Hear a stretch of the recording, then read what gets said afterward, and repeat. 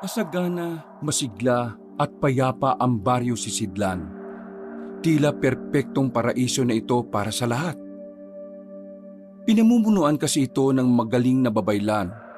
Isang dalaga, maganda at punong-puno ng magagandang katangian. Pero ang masayang baryo, isang gabi, nabahira ng kadiliman.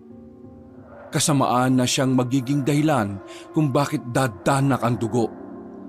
Kinuha ang babaylan, ang mga aswang ang may kagagawan. At para mailigtas ang dalaga, kailangan nilang kalabanin ang mga yon. Dito na mabubuo ang samahan ng mga baguhang antingero kontra sa mga nilalang. Si Bedger ang isa sa mga mahuhusay kasama ng dalawa niyang kaibigan, sila ang matitirang matibay. Susubukan nilang iligtas ang babaylan gamit ang kanilang mga anting-anting. Papasukin nila ang kaharian ng mga aswang. Pero sa kasamaang palad, isang pangyayari ang hindi nila inaasahan. Aabutan nila ang babaylan sa maayos na kalagayan, masaya at kontento. Kalaunan, malalaman nilang kasapi ito ng mga aswang. At ang tanging dahilan kaya sila pinapunta sa kaharian ay para kunin kay Bedger ang pinakamalakas na anting-anting. Ito ay para wala nang makakapigil sa mga nais gawin ng kasamaan.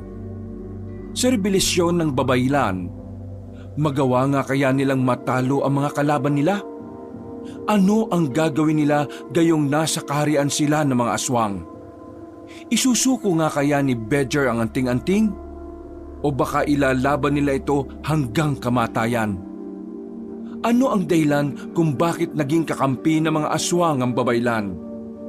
Malalaman nila ang dahilan sa paglakad ng kwento hanggang sa dulo.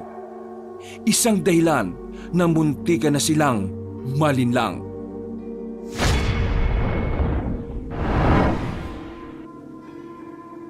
Maingay, masigla at makikita ang kasiyahan sa mga mukha ng mga tao sa baryo ng Sisidlan. Kahit saan tumingin si Bedger, lahat na makikita niya ay masaya. Hindi mawawala ang ngiti sa mukha ng mga yon. Normal na lang ang ganong tanawin sa baryo nila sa araw-araw.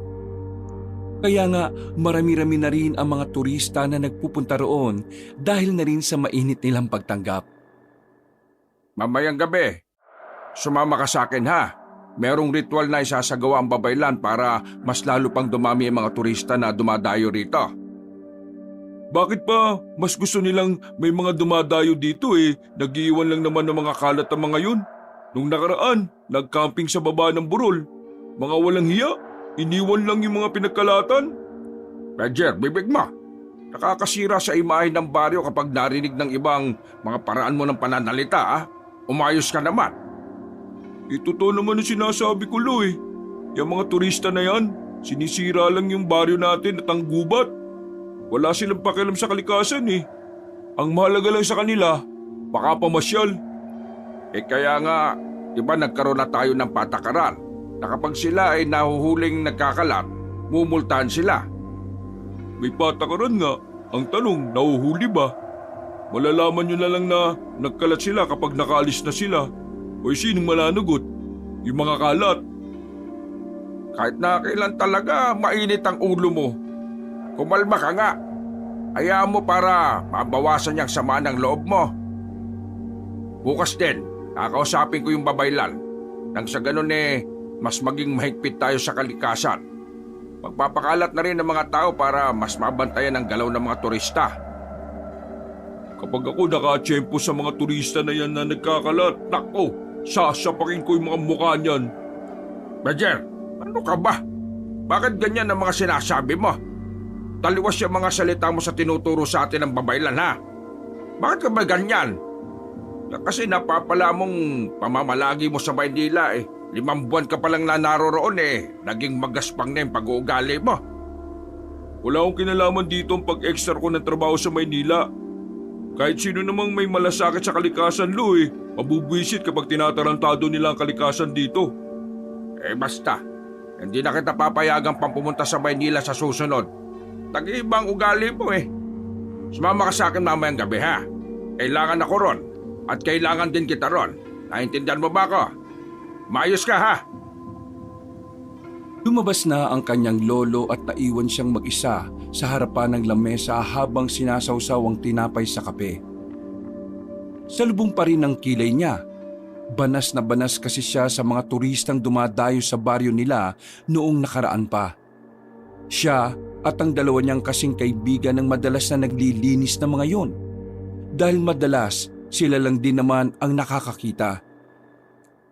Si Mang Apollo na lamang ang natitira niyang kamag-anak sa baryo nila. Wala na ang kanyang mga magulang. Namatay ang kanyang ama dahil sa sakit sa bituka. Ang kanyang ina naman ay nagtungo sa Maynila.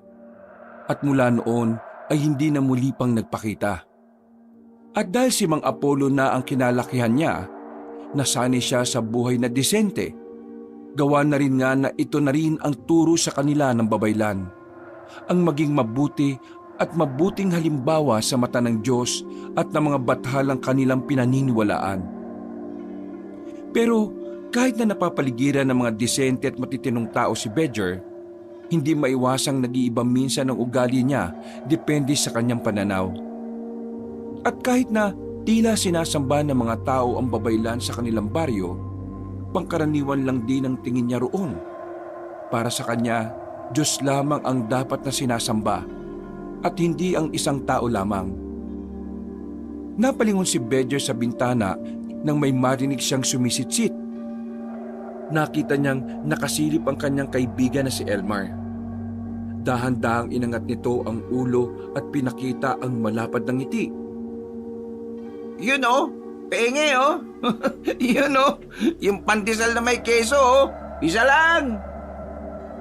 Kinuha ni Bedger ang isang pandesal at hinagis sa kaibigan. Buti na lamang ay magaling sumalo si Elmar. Yun, maraming salamat ha. Pero bakit nakabusangot na naman yung mukha mo? Naiirita kasi ako sa mga turista na dumadayo dito sa atin eh. Mga makakalat, palibasa galing Maynila. Sasapakin ko yung mga yan kapag natsyempoan ko eh. Yan pa rin pala pinuputok ng butsi mo. Noong nakaraan pa yan ah. Mula kasi nang dumating sila dito, parang dumami na ang lamok eh. Ano naman kinalaman ng lamok sa pagdating nila? Nagdala ba sila ng lamok na taga Maynila? Ayos, lamok na Manilenyo. Nag-iisip ka ba talaga? Malamang yung mga kalat nila. Nagiging dahilan yun para mamahaya mga lamok. Kagaya na lang ng mga tubig na iniwan nila. Nakabalandra ng ilang araw. Nangingitlog ang mga lamok dun eh. Hindi mo ba pinag-aralan yun? Ha? Absent yata ako nun. Ano bang kailangan mo? Nandito ka kaaga-aga. Si Rico. Oh, may nakikita ka bang Rico dito? Wala. Pero ikaw ang kailangan ni Rico. Ha? Ano na naman? Natuklaw siya ng ahas ngayon. Napatayo si Bedger at naibuga pa ang iniinom na kape. Bigla itong nataranta. Hinawakan agad ng binata sa kwelyo si Elmar dahil sa inis. Natuklaw ng ahas si Rico tapos ang daldal mo pa dyan? Sira ulo ko pala talaga eh no? Tara na nga kasi ang dami mong pang sinasabi. Hindi na sila nagsayang ng oras. Nagmamadali silang tumakbo patungo sa bahay nila Rico. Nang dumating sila roon, ay nasa bakuran ng kanilang kaibigan. Nakaupo sa hagdanan sa tapat ng pinto at medyo namumutla na. Kahit kailan talaga, Elmar, ang kupad mong utusan. Pre, Bedger, tulungan mo naman ako. Nakagat ako ng ahas eh. Sige, dito ka sa lamesa. Umiga ka. Teka, dala ko naman ng mga gamit ko eh. Elmar, kuha mo nga ako ng ningas tapos sindihan mo. Kailangan ko ng apoy. Rico pre, isang banda yung kagat. Dito, ayan yan. Nakita ni Bedger ang dalawang malaking butas sa binti ng lalaki. Unang tingin niya pa lang, naginala na siya na baka hindi ahas ang kumagat kay Rico. Pero hindi na muna niya yun inintindi. Mas inuna niyang inisip na maalis kung anumang kamandag ang meron sa kagat na yon. Nang makapagsindi na ng apoy si Elmer, kinuha ni Bedger ang garapon na kasing laki lang ng maliit na baso ang bunganga. May kung anong langis siyang ipinahid at saka may nilagay din siyang parang tawa sa garapon. Nang mapainit na ang bagay na yon, itinakip ni Bejer ang garapon sa mismong kinagatan umano ng ahas. 2 minutong diniin ni Bejer ang garapon hanggang sa makita na nilang nagkulay ubi na ang parting yon. Hindi na nagsayang ng pagkakataon si Bejer. Hinigop niya mano-mano ang kinagatan ng ahas. Tumigil lang siya nang mawala na ang pagiging kulay ubi nito. Pagkatapos, kinuha naman ni Bejer ang lambanog at yun ang ipinangmumog nito ng 4 na beses. Sigurado ako, wala na yung kamandag niya. Nahigop ko na lahat eh. Pero nagtataka ako, bakit parang iba ang lasa kumpara sa kamandag ng ahas? 15 anyos pa lang noon si Bejer ay natutunan na niya ang pag-alis ng kamandag sa kinagatan ng ahas. Isa ito sa naging sideline niya at hanggang sa mga puntong ito ay napapakinabangan niya pa rin ang kakayahan niyang to. Ano ba kasing nangyari? Kanina, mga 4:00, sinubukan kong maghanap ng tuyong kahoy. Tapos, nagulat na lang ako. May kumagat sa paa ko. Hindi naman siya dumugo kanina eh. Akala ko nga wala lang. Tapos ngayon, 7:00, sumakit na. Ibig mong sabihin, may 3 oras bago mo naramdaman yung kamandag? Oo eh. Hindi ba normal yon? Hindi. Kadalasan ng mga ahas na may kamandag, kapag kinagat ka, maya-maya lang ramdam mo na eh. Tingin ko, hindi naman ahas ang kumagat sa'yo. Hindi rin lasang kamandag ng ahas ang nalasahan ko eh. Baka lason. Ha? Lason? Ano namang hayop ang kakagat sa akin na may lason? Agatin kita, may lason ako eh. Oo, hayop ka eh. Tagal-tagal mong bumalik, nakakabisit ka. Alam mo naman kasing makakalimutin niyang si Elmer eh. Kahit nga rin ikaw eh, nakakalimutan mo ring makakalimutin ako. Sus, ang mahalaga ngayon, nasa maayos ng kalagayan si Rico. Mamaya pre, kapag nakalipas na ang 1 oras, magpakulo ka ng dahon ng bayabas ha, tapos inumin mo yun. 2 araw, 2 beses kada araw. Sige pre, maraming salamat ha. Buti na lang talaga marunong ka sa mga ganito eh no? Salamat ka mo sa akin kasi ako tumawag sa kanya. Di salamat. Welcome pre. Ay, siya nga pala. Punta ba kayo mamayang gabi sa ritual ng babaylan? Ano pa nga ba? Pupunta rin sila papa't mama eh. Buong pamilya namin nandun mamaya. Ikaw Rico? Ha? Hindi ko alam eh. Siguro kung pupunta sila, hindi na lang din muna ako sasama. Magpapahinga ako. Tinatamad nga ako eh. Uy, di ka pwede magpaliban kung wala ka namang magandang dahilan. Si Rico meron, ikaw wala. Kung gusto mo, magpatuklaw ka rin. Paano? Nakakasawa na kasi. Parang wala namang nangyayari sa buhay natin dito sa baryo. Masaya nga. Parang wala namang pag-unlad. Hindi ka ba kakarmain sa mga sinasabi mo pre? Labag sa turo ng babaylan ng hindi pagiging mapagpasalamat sa kung anong buhay ang meron tayo ngayon. Hindi ko alam. Ito nararamdaman ko pre. Sa Maynila talaga ang buhay. Magulo at maingay doon pero doon talaga ang maraming oportunidad pre. Nagkatinginan si Rico at Elmar. Napailing na lamang ang dalawa. Tutol kasi ang mga ito na manirahan sa Maynila.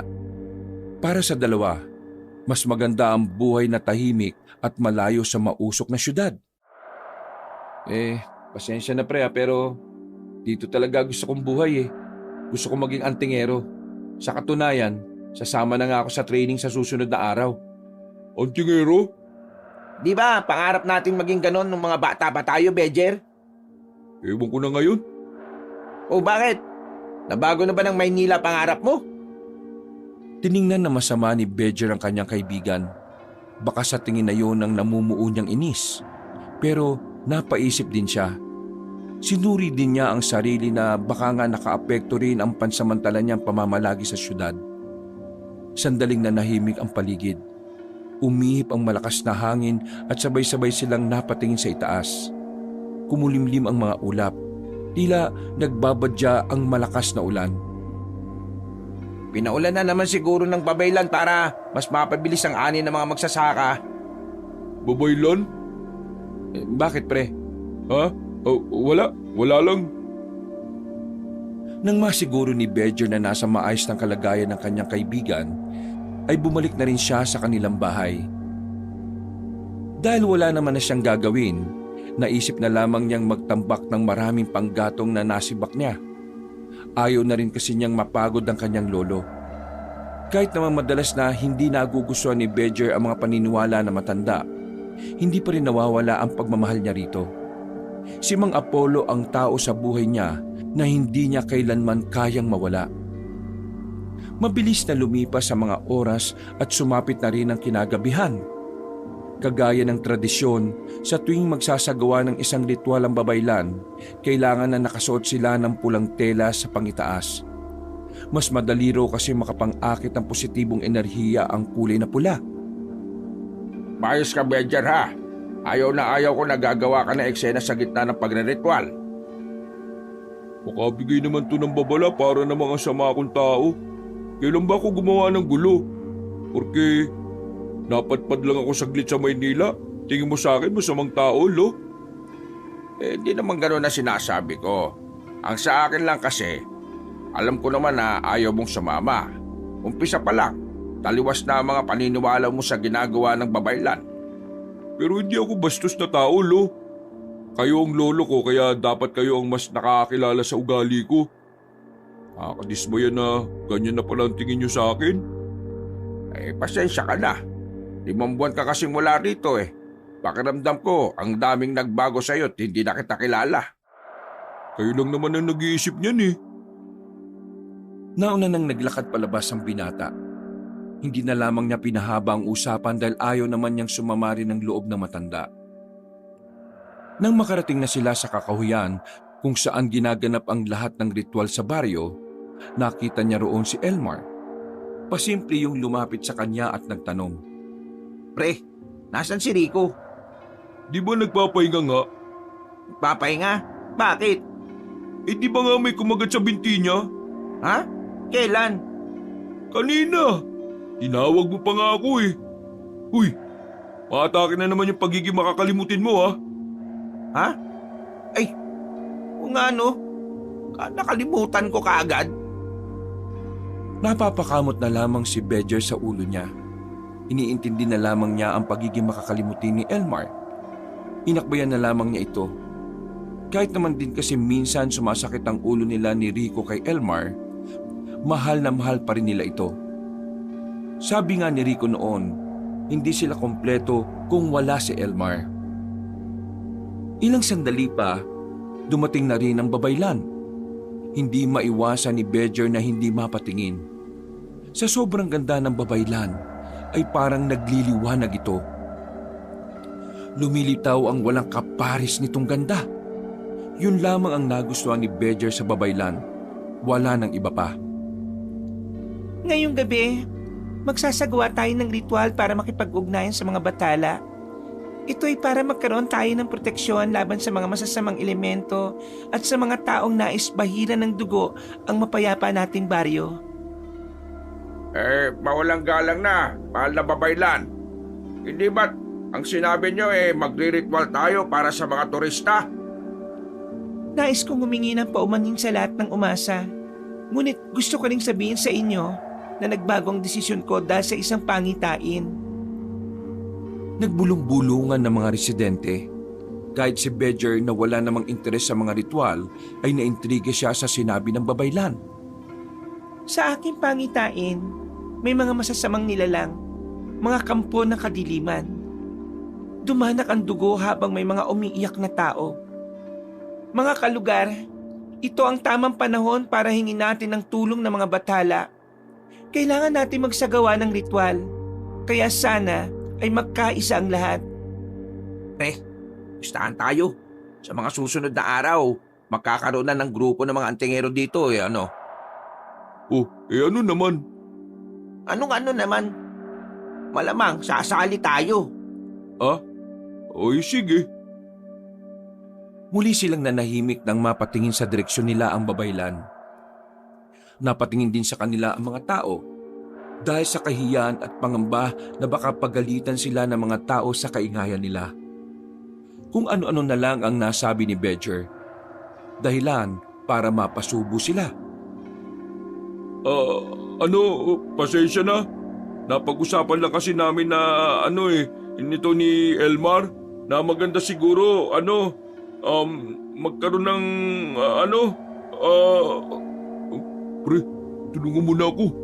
Ha? Bahala ka dyan. Ano po kasi, naisip lang namin na kung magkakaroon ng mga samahan gaya ng mga antingero, tama, ganun, mga antingero, para may mga protektor ang baryo. Sa sinabing yun ni Bedger, nakita niyang napangiti si Mang Apollo. Para bang nanalo sa loto sa saya ang matanda. Dahil sa unang pagkakataon, may nasabi ring maganda ang binata sa ganung uri ng pagpupulong. Natuwa rin ng mga tao sa kanya. Napatangon na nga lang din ng babaylan. Dahil kahit ito rin ay sang-ayon sa sinabi niya. Pero sa loob-loob ni Bedger, wala siyang intensyon na sabihin ng mga yon.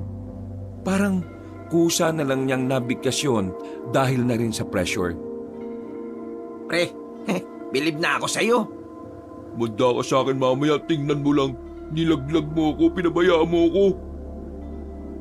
Dahil sa nabuksan na rin naman ni Bedger ang usapan sa pagiging antingero, yun na rin ang naging laman ng usapan matapos ang sinagawang ritual.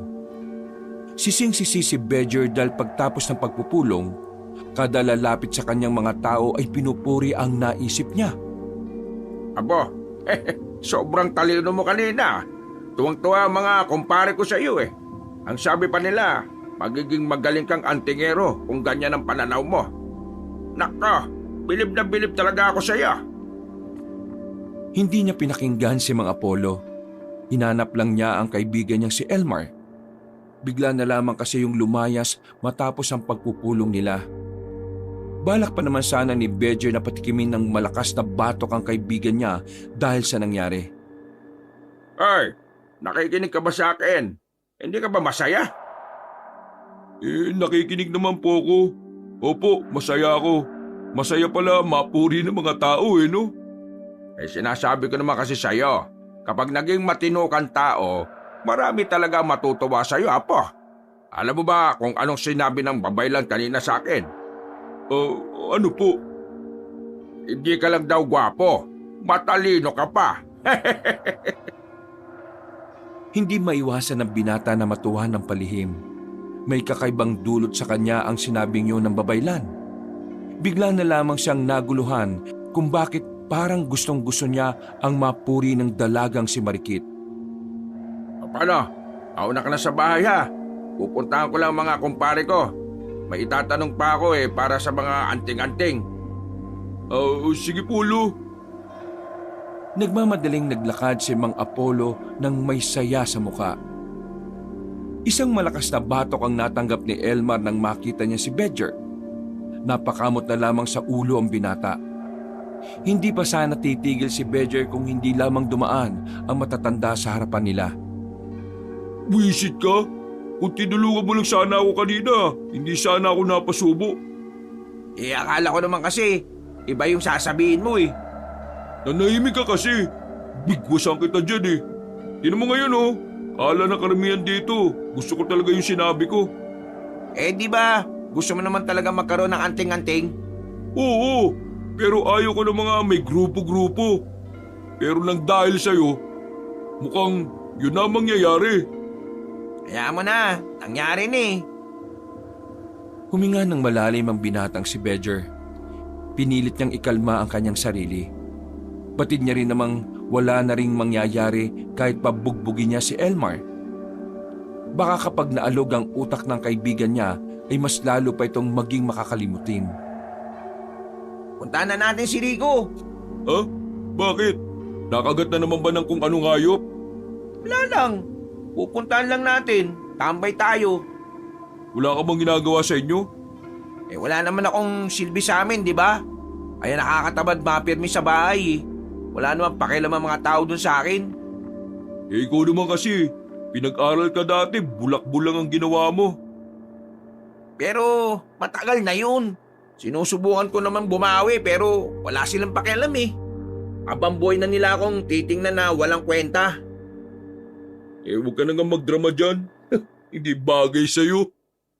Buti ka pa nga eh. Kahit lolo mo lang ang meron ka, ramdam mo na may pakilamang lolo mo sa'yo. Ako, ang laki ng pamilya namin. Pero wala ni isa ang nagtatanong kung kumusta ba ako. Hindi na lamang kinontra ni Bedger ang sinabi ni Elmar. Hinayaan na lamang niya itong maglabas ng sama ng loob. Hanggang sa kalaunan, bigla-bigla na lamang itong umiyak. Napukaw nila ang atensyon ng ilang matatanda na naglalakad. Saka lamang tumahimik si Elmar nang babaylan naman ang nakita niyang papalapit. Tumigil ito sa kanilang harapan at saka tumingin ng seryoso kay Bedger. Ha? Bakit? May nagawa ba kaming kasalanan? Maingay ba kami? Ito kasing kaibigan ko eh. May pinagdadaanan mabigat eh. Kahanga-hanga ang ideya mo kanina. Dahil sa'yo, nagkaroon ng lakas ng loob ang kalalakihan na mapabilang sa antingerong samahan na mabubuo. Gustong-gusto po kasi talaga ni Bedja na makatulong sa kapwa. Matagal lang po namin pangarap maging antingero eh. Ang kaso nga lang, wala naman po kaming mahanap na anting-anting. Uy, sinasabi mo, manahimik ka nga. Kayong dalawa, nararamdaman ko na mas magiging maganda ang kapalaran ninyo bilang mga antingero ng baryo. Busilak ang inyong puso. Mataas ang posibilidad na isa kayo sa aasahan ng baryo. Isang matamis na malapad na ngiti ang iniwan sa kanila ng babaylan bago ito tuluyang umalis. Nang makalayo na yon, aamba pa lang si Bedger nang biglang tumakbo na si Elmar. Siraulo talaga yung taong yun. Pinahamak na naman ako. Hindi natuloy ang pagpunta nila kay Rico. Naisip kasi nilang wag na munang abalahin ng binata para makapagpahinga yon ng maayos. Nang makabalik na si Bedger sa bahay nila, wala pa roon ang kanyang lolo. Napatingin siya sa pader kung saan naroon ang larawan ng kanyang lola. Naalala na naman tuloy niya ang sinabi ni Mang Apollo. Nung araw daw kasi, isang antingera ang kanyang lola Kusing. Dagdag pa ng matandang lalaki, ang pagiging antingero ay talaga namang dugunan nila. Kaya naman, si Bedger ang tingin ni Mang Apollo na susunod sa yapak ng kanyang asawa. Tumayo si Bedger at lumapit sa aparador. Binuksan niya yun at nakita niya ang mga lumang gamit ng kanyang lola. Kung hindi lang sana namatay si Kusing, baka yun pa ang magturo kay Bedger. Sa katunayan, si Lola Kusing ang naging idolo noon ni Bedger. Pero mula nang mawala ito dahil sa sakit, nawala na rin ang interes niya sa pagiging antingero. Gusto pa rin naman niya, pero hindi na gaya ng dati na talagang determinado siyang matuto. Nandito ka na pala. Kumain ka na ba? May pagkain dyan sa lamesa ha? Lo, ano palang dahilan ni Lola nung pinili niyang maging antingera nun? Napatigil ang matanda at biglang nawala ang ngiti nito. Umupo si Mang Apollo sa lamesa at sandaling nagsalok ng tubig sa baso. Unang-una, gusto niyang protektahan ang pamilya natin. Noong wala pa kayo, mga bata pa mga magulang ninyo, madalas na maraming aswang dito sa baryo natin. Aswang na naman? Oo. Nako, marami talaga. Nung una, wala namang ginagawang masama mga aswang. Pero nung tumagal parang naisipan nilang bigla na tumikim ng karne ng tao. Magmula nun, dumami na ang kaguluhan. Biglang nagkaroon ng samahan ng mga antingero at antingera. Sumali ngayon ang lola mo. Nakuha naman siya. Ang lakas ng lola mo nun. Talagang ang bilis niya. Marami silang napatay na aswang. Napatahimik nga nila ang mga aswang kaya ngayon, mapayapa rito sa atin. Bakit hindi kayo sumali? Gusto ko rin sumali. Pero dahil lola mo ang mas maraming alam tungkol sa mga aswang, siya na lang ang tumuloy. Isa pa, walang may iwan sa mga anak namin. Itong kwento ko sa'yo, alam ito ng nanay mo. Wala namang nakwento si mama sa akin dati. Sa bagay, wala namang kasing pakialam yun. Tingnan mo nga tumanda na lang ako ng ganito, hindi na nagpakita pa. Pabulok sana siya sa Maynila. Apo, naiintindihan ko ang galit mo sa nanay mo. Pero sana, huwag kang magtanim ng galit. Mahirap mamuhay kung may sama ka ng loob sa dibdib mo. Tatandaan mo yan. Hindi ko naman sinasabing patawarin mo kaagad. Ang gusto ko lang, mas bigyan mo ng puwang ang masasayang bagay dyan sa puso mo. Tumutungo lang si Bedger at saka napasandal na lamang sa pader. Basta po, kapag naging antingero ka na, lagi mo lang tatandaan na maging mabuting tao ka sa lahat. Yon ang pinakaunang katangian ng isang antingero. Hindi na nagsalita pa si Bedger. Hanggang sa mga puntong yung kasi, nagdadalawang isip pa rin siya kung itutuloy niya ang pagiging antingero. Kinabukasan ng gabi, umalis ng bahay ang maglolo para dumalo sa kasal ng kakilala ni Mang Apollo. Ayaw naman sanang sumama ni Bedger, pero hindi niya rin naman pwedeng hayaan na mag-isa ang lolo niya. Lalo pat gabi na at maglalakad pa sila patungo sa kabilang bundok. Pwede namang ako na lang mag-isa, pero bakit sumama ka pa? Kita niyo na tong dinaraanan natin, oh. Masyado nang masukal. Kung wala tayong dalang flashlight baka wala na tayong makita. Baka mamaya mapahama kayo rito Nababahala ka ba sa pangitain ng babaylan? Siguro iniisip mo na baka nagbabalik na mga aswang ano? Uy, bakit po kayo natawa? Hindi naman malabo, di ba? Iniisip mo nga ang sinabi ng babaylan. Opo. Kahit ayaw ko makinig, sa lahat ng mga sinabi niya, doon lang ako napaisip. Alam niyo naman na may kasaysayan ng mga aswang dito sa atin. Kaya hindi talaga malabong dumating ang araw na bigla na lang nila tayong biglain. Tutuloy ka na talaga sa pagiging antingero mo. Hindi ko pa alam. Basta, ayoko na munang pag-usapan. Pinagpatuloy na lang muna nila ang kanilang paglalakad. Ilang sandali lang, nakalabas na rin sila ng kagubatan. Nasa kalsada na sila at ilang minutong lakaran na lang ay mararating na rin nila ang hanging bridge patungo sa kabilang bundok. Pero hindi pa man sila nakakarating doon ay bigla na lamang may lumabas na lalaki sa gilid ng kalsada. Nung una, akala nila isang pangkaraniwang lalaki lang na naghahanap ng kaaway. Pero naramdaman agad ni Mang Apollo na may hindi tama sa lalaking yon. Apo, alerto ka ha? Po? Bakit? Sino ba yung lalaking yan? Ikaw ang tatay ng babaylan, hindi ba? Umanda ka sa akin ngayon! Bigla na lamang gumapang ang lalaking yon patungo sa kanila. Lumundag yon palapit sa kanila pero sinipa yon ni Bedger. Nang makadistansya na sila, ay kumuha ng malaking bato si Bedger. Lo! Aswang ba yan? Oo, aswang nga yan! Hindi ako pwede magkamali!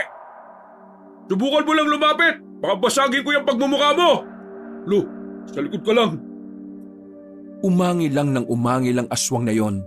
Pero maya-maya lang, nagulat na lamang sila nang biglang tumawa ang lalaki. Yung pala, hindi pala ito nag-iisa. Bigla na lamang lumabas ang isa pang aswang na babae naman. Kinalmot nito si Mang Apollo. Tinamaan ng matanda sa balikat. Agad namang umagos ang dugo mula roon. Sa galit ni Bedger, binato niya sa muka ang babaeng aswang. Tinamaan naman yon, kaya nahilo-hilo. Nagalit naman ng lalaking aswang, kaya ito naman ang sumugod sa kanila. Pero dahil na rin sa pagnanais na maprotektahan ng kanyang lolo, nagawa niyang sapakin ang lalaking aswang sa panga. Paggewang-gewang ang lalaki sa lakas ng suntok ni Bedger. Nung akala ng maglolo ay doon na matatapos ang lahat. Pero nang tangkain nilang umalis na, may humarang pang ikatlong aswang. Sa puntong ito, alam na ni Bedger na mapapahamak na sila. Lalo na kung sabay-sabay na lulusob ang mga yon. Lo, sorry Lo. Wala akong magagawa. Mararamdaman ang pagiging dismayado at takot sa tinig ni Bedger. Dahil yung isang aswang, nadagdagan pa ng dalawa. 3 aswang na ang nasa harapan niya. Para bang tinanggap na lamang nito ang kapalaran nilang maglolo na mapapahamak na sila. Napapikit na lamang silang dalawa nang maglundagan na ang mga yon palapit sa kanila.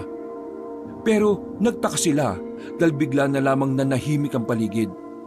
Pagdilat nila, patay na ang mga aswang, pati na rin ang babae at lalaking unang umatake sa kanila. Isang batang lalaki ang nakita nila sa gilid. May hawak itong espada na halos kasing laki lang din ng bata. Ayos lang po kayong dalawa? Maraming salamat, bata. Pero hindi ako ayos. Meron akong sugat sa balikat ko. Iatid ko na lang po kayo sa baryo si Sidlan. Alam mo ang baryo namin? Pinsan ko po ang babaylan po ninyo. Pinsan? Hindi niya nasabi na may pinsan pala siyang bata na mahusay makipaglaban. Naku naman, gayon ka pa namang ha. Intindihin na lang muna natin yung sugat mo. Bubuhatin na kita, lolo ha. Hindi na natuloy ang kanilang lakad ng mga sandaling yon. Sa takot na ring baka may ilang mga aswang na ring gumagala sa oras na yon. Minabuti nilang bumalik na lamang sa kanilang baryo. Agad na kumalat sa kanilang lugar ang nangyari. Nagdulot naman ito ng takot para sa lahat. Samantala, matapos malagyan ng paunang lunas ang sugat ni Mang Apollo, dumating na rin ang babaylan sa kinalalagyan nilang tent. Mang Apollo, kumusta po ang inyong kalagayan? Maayos na ako. Kakaunti na lang ang kirot. Salamat dito sa batang pinsan mo. Magaling na, marunong pang manggamot. Papunta na rin po sana ako dito sa baryo ninyo. Ang kaso nga lang, nakita ko silang inaatake ng aswang. Hindi na po ako nagdalawang isip na iligtas sila. Mukhang mangyayari na ang pangitain. Mukhang muli na silang nagbabalik. Kagalang-galang na babaylan. Mukhang ikaw at ang pamilya mo ang punterya ng mga aswang. Ako at ang aking pamilya? Bago kami atakihin ng mga aswang, inakala ng isang aswang si Lolo Apollo ang tatay ninyo. Kagalang-galang na babaylan. Ang pakiwari ko ikaw ang pakay nila. Pero hindi pa malinaw sa akin kung ano ang gusto nilang gawin sa'yo at kung ano man ang nais nilang makuha sa'yo. Kung ano man ang dahilan nila, nasisiguro kong peligro ang idudulot nila sa sangkatauhan. Botchog, total narito ko na rin naman. Ikaw ang nais kong maging pinuno ng grupong bubuin ko ng mga antingero. Sandali, itong batang to, magiging pinuno? Apo, ang ugali mo. Sa edad na 10, marami ng kaalaman si Botchog sa pagiging antingero. Espesyal siya sa lahat. Kaya nasisiguro ko na magagawa niya ng maayos ang misyon na ibibigay ko sa kanya. Tumingin ang babaylan kay Bedger. Nakaramdam naman ng pagkailangang binata kaya tumingin na lamang ito sa malayo. Ikaw, sumama ka sa akin. Ako? May kailangan akong ibigay sa'yo. Nauna nang lumabas ng tent ang babaylan.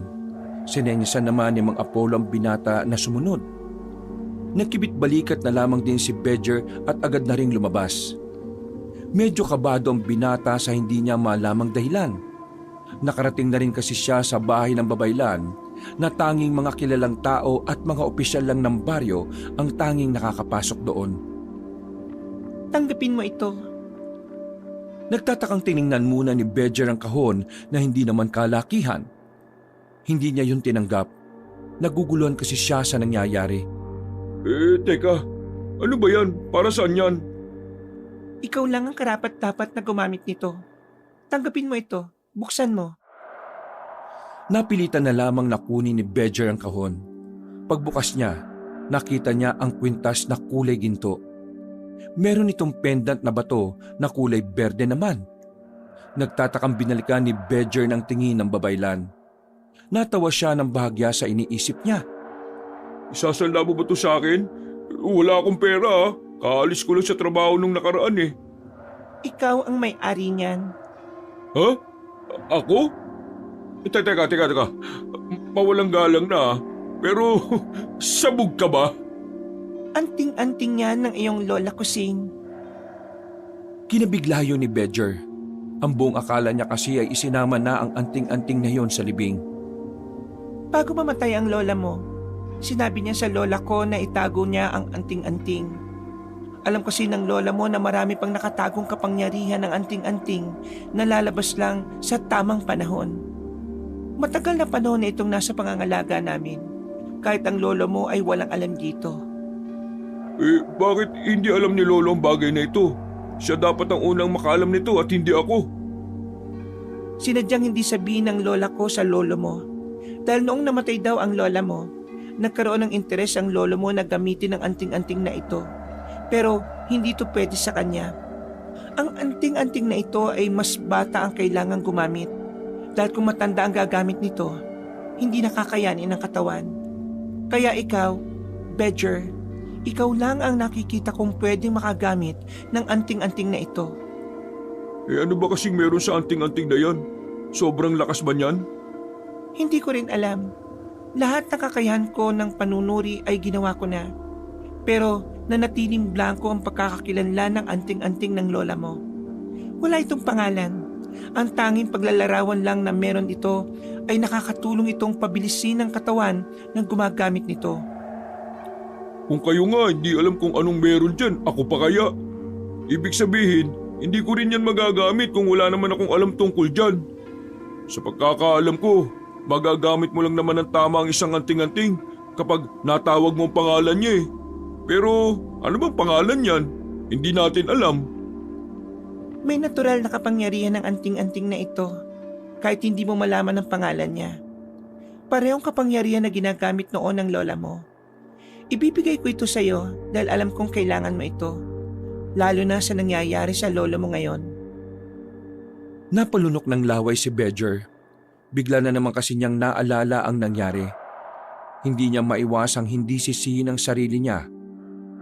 Pakiramdam niya ay wala siyang kwenta dahil wala siyang nagawa. Nahihiya siya sa bata dahil yun pa ang tumulong sa kanila. Nababasa ko sa mga mata mo ang kawalan ng tiwala sa iyong sarili, Bedger. Kaya kung tatanggapin mo ang anting-anting na ito, magagawa mo na rin protektahan ang mga mahal mo sa buhay. Pero higit sa lahat, magagawa mo na rin ipagtanggol ang mas maraming buhay.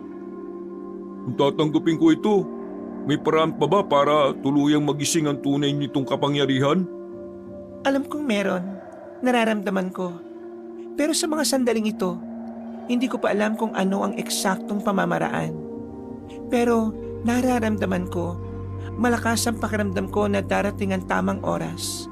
Magigising mo rin ang tuluyan ng diwa nito. Suotin mo na, Bedger. Ikaw na lamang ang bahalang magpaliwanag ng lahat sa iyong lolo. Huminga ng malalim si Bedger at saka sinuot ang kwintas. Wala siyang naramdaman na kahit na ano. Hindi gaya ng sa ibang antingero na kapag suot ang anting-anting, may kung anong enerhiya ang tila naglalaro sa buo nilang katawan. Matapos ang pag-uusap na yon, agad na kinwento ni Bedger kung ano ang napag-usapan nila ni Marikit. Madali namang natanggap ni Mang Apollo ang paglilihim ng lola ni Marikit. Dahil una pa lang pala, alam na ni Mang Apollo kung nasaan ang anting-anting. Hindi lamang siya nagsasalita. Dahil batid niya na una pa lang na si Bedger ang magmamana nito. Samantala, sa kasagsagan ng gabi, hindi pa rin makatulog si Bedger. Nakabalik naman na sila sa bahay nila. Maayos na rin ang kanyang lolo. Mahimbing na ang tulog pero siya, mulat na mulat pa rin. Napalingon si Bedger sa gilid nang marinig na naman niyang naroon si Elmar. At hindi lang ito nag-iisa dahil kasama na nito si Rico. Oh, bakit kayo nandito? Anong oras na? At ikaw, Rico, ayos ka na ba? Mag-ala-gala ka. Huwag kayo maingay ha. Nalaman kasi namin kanina na pinatawag ka ng babaylan. Gusto lang namin malaman kung anong meron. Uy, ikaw anong meron sa inyo ng kagalang-galang na babaylan? Baliw, may sinabi at ibinigay lang siya sa akin. Binigay? Ano? Patingin nga. Inilabas ni Bedger ang kwintas. Nanlalaki naman ang mata ni Rico at Elmar dahil doon. Pre, antingero ka na. Saan ka nakakuha ng ganyang anting-anting? Ito nga yung binigay sa akin ni Marikit. Dating anting-anting to ni Lola. Ayos, di makakasama ka na sa grupo. Di may kapangyarihan ka na rin yan. Nauna mo pa kami ha. Iba talaga kapag dating antingera ang lola eh. Tingin niyo ba masaya ako? Hindi no? Bakit naman? Bigay mo na lang kaya sa akin yan. Walang pangalan ng anting-anting eh. Ibig sabihin, hindi ko naman ito magagamit na maayos. Walang pangalan? Paano yan nagamit ng lola mo noon? Natigil ang kanilang usapan nang marinig nila ang kampana ng baryo si Sidlan. Isa itong hudyat na may nangyayaring masama. Kaya naman nagising ang lahat ng tao. Halos malugmok ang lahat ng tao nang malaman nila na ang kanilang babaylan ay dinukot ng mga aswang. Naalarma ang buong baryo. Sinubukang puntahan ng mga veteranong antingerong kinaroroonan ng babaylan, pero wala na silang inabutan doon. Aligaga ang mga tao, nag-iiyakan na ang iba. May iba rin naman na hinimatay na sa kanilang nalaman.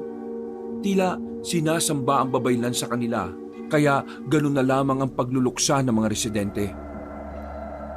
Bakit naman kasi sa ganitong oras pa naisipang mag-ritual sa gubat? Tapos mag-isa lang din siya. Diyos ko, ano na mangyayari sa baryo kung wala ang babaylan? Masyado nyo kasing dinepende mga sarili nyo sa babaylan eh. Kaya ngayon, hindi nyo alam ang gagawin nyo. Oh, saan ka pupunta? Makikibalita. Umalis silang tatlo at nagtungo sila sa lugar kung saan nakatira ang babaylan ng baryo. Pagdating nila roon, ang batang si Botchog ang inabutan nila. Kausap nito ang ibang kapwa antingero. Bata, anong nangyari?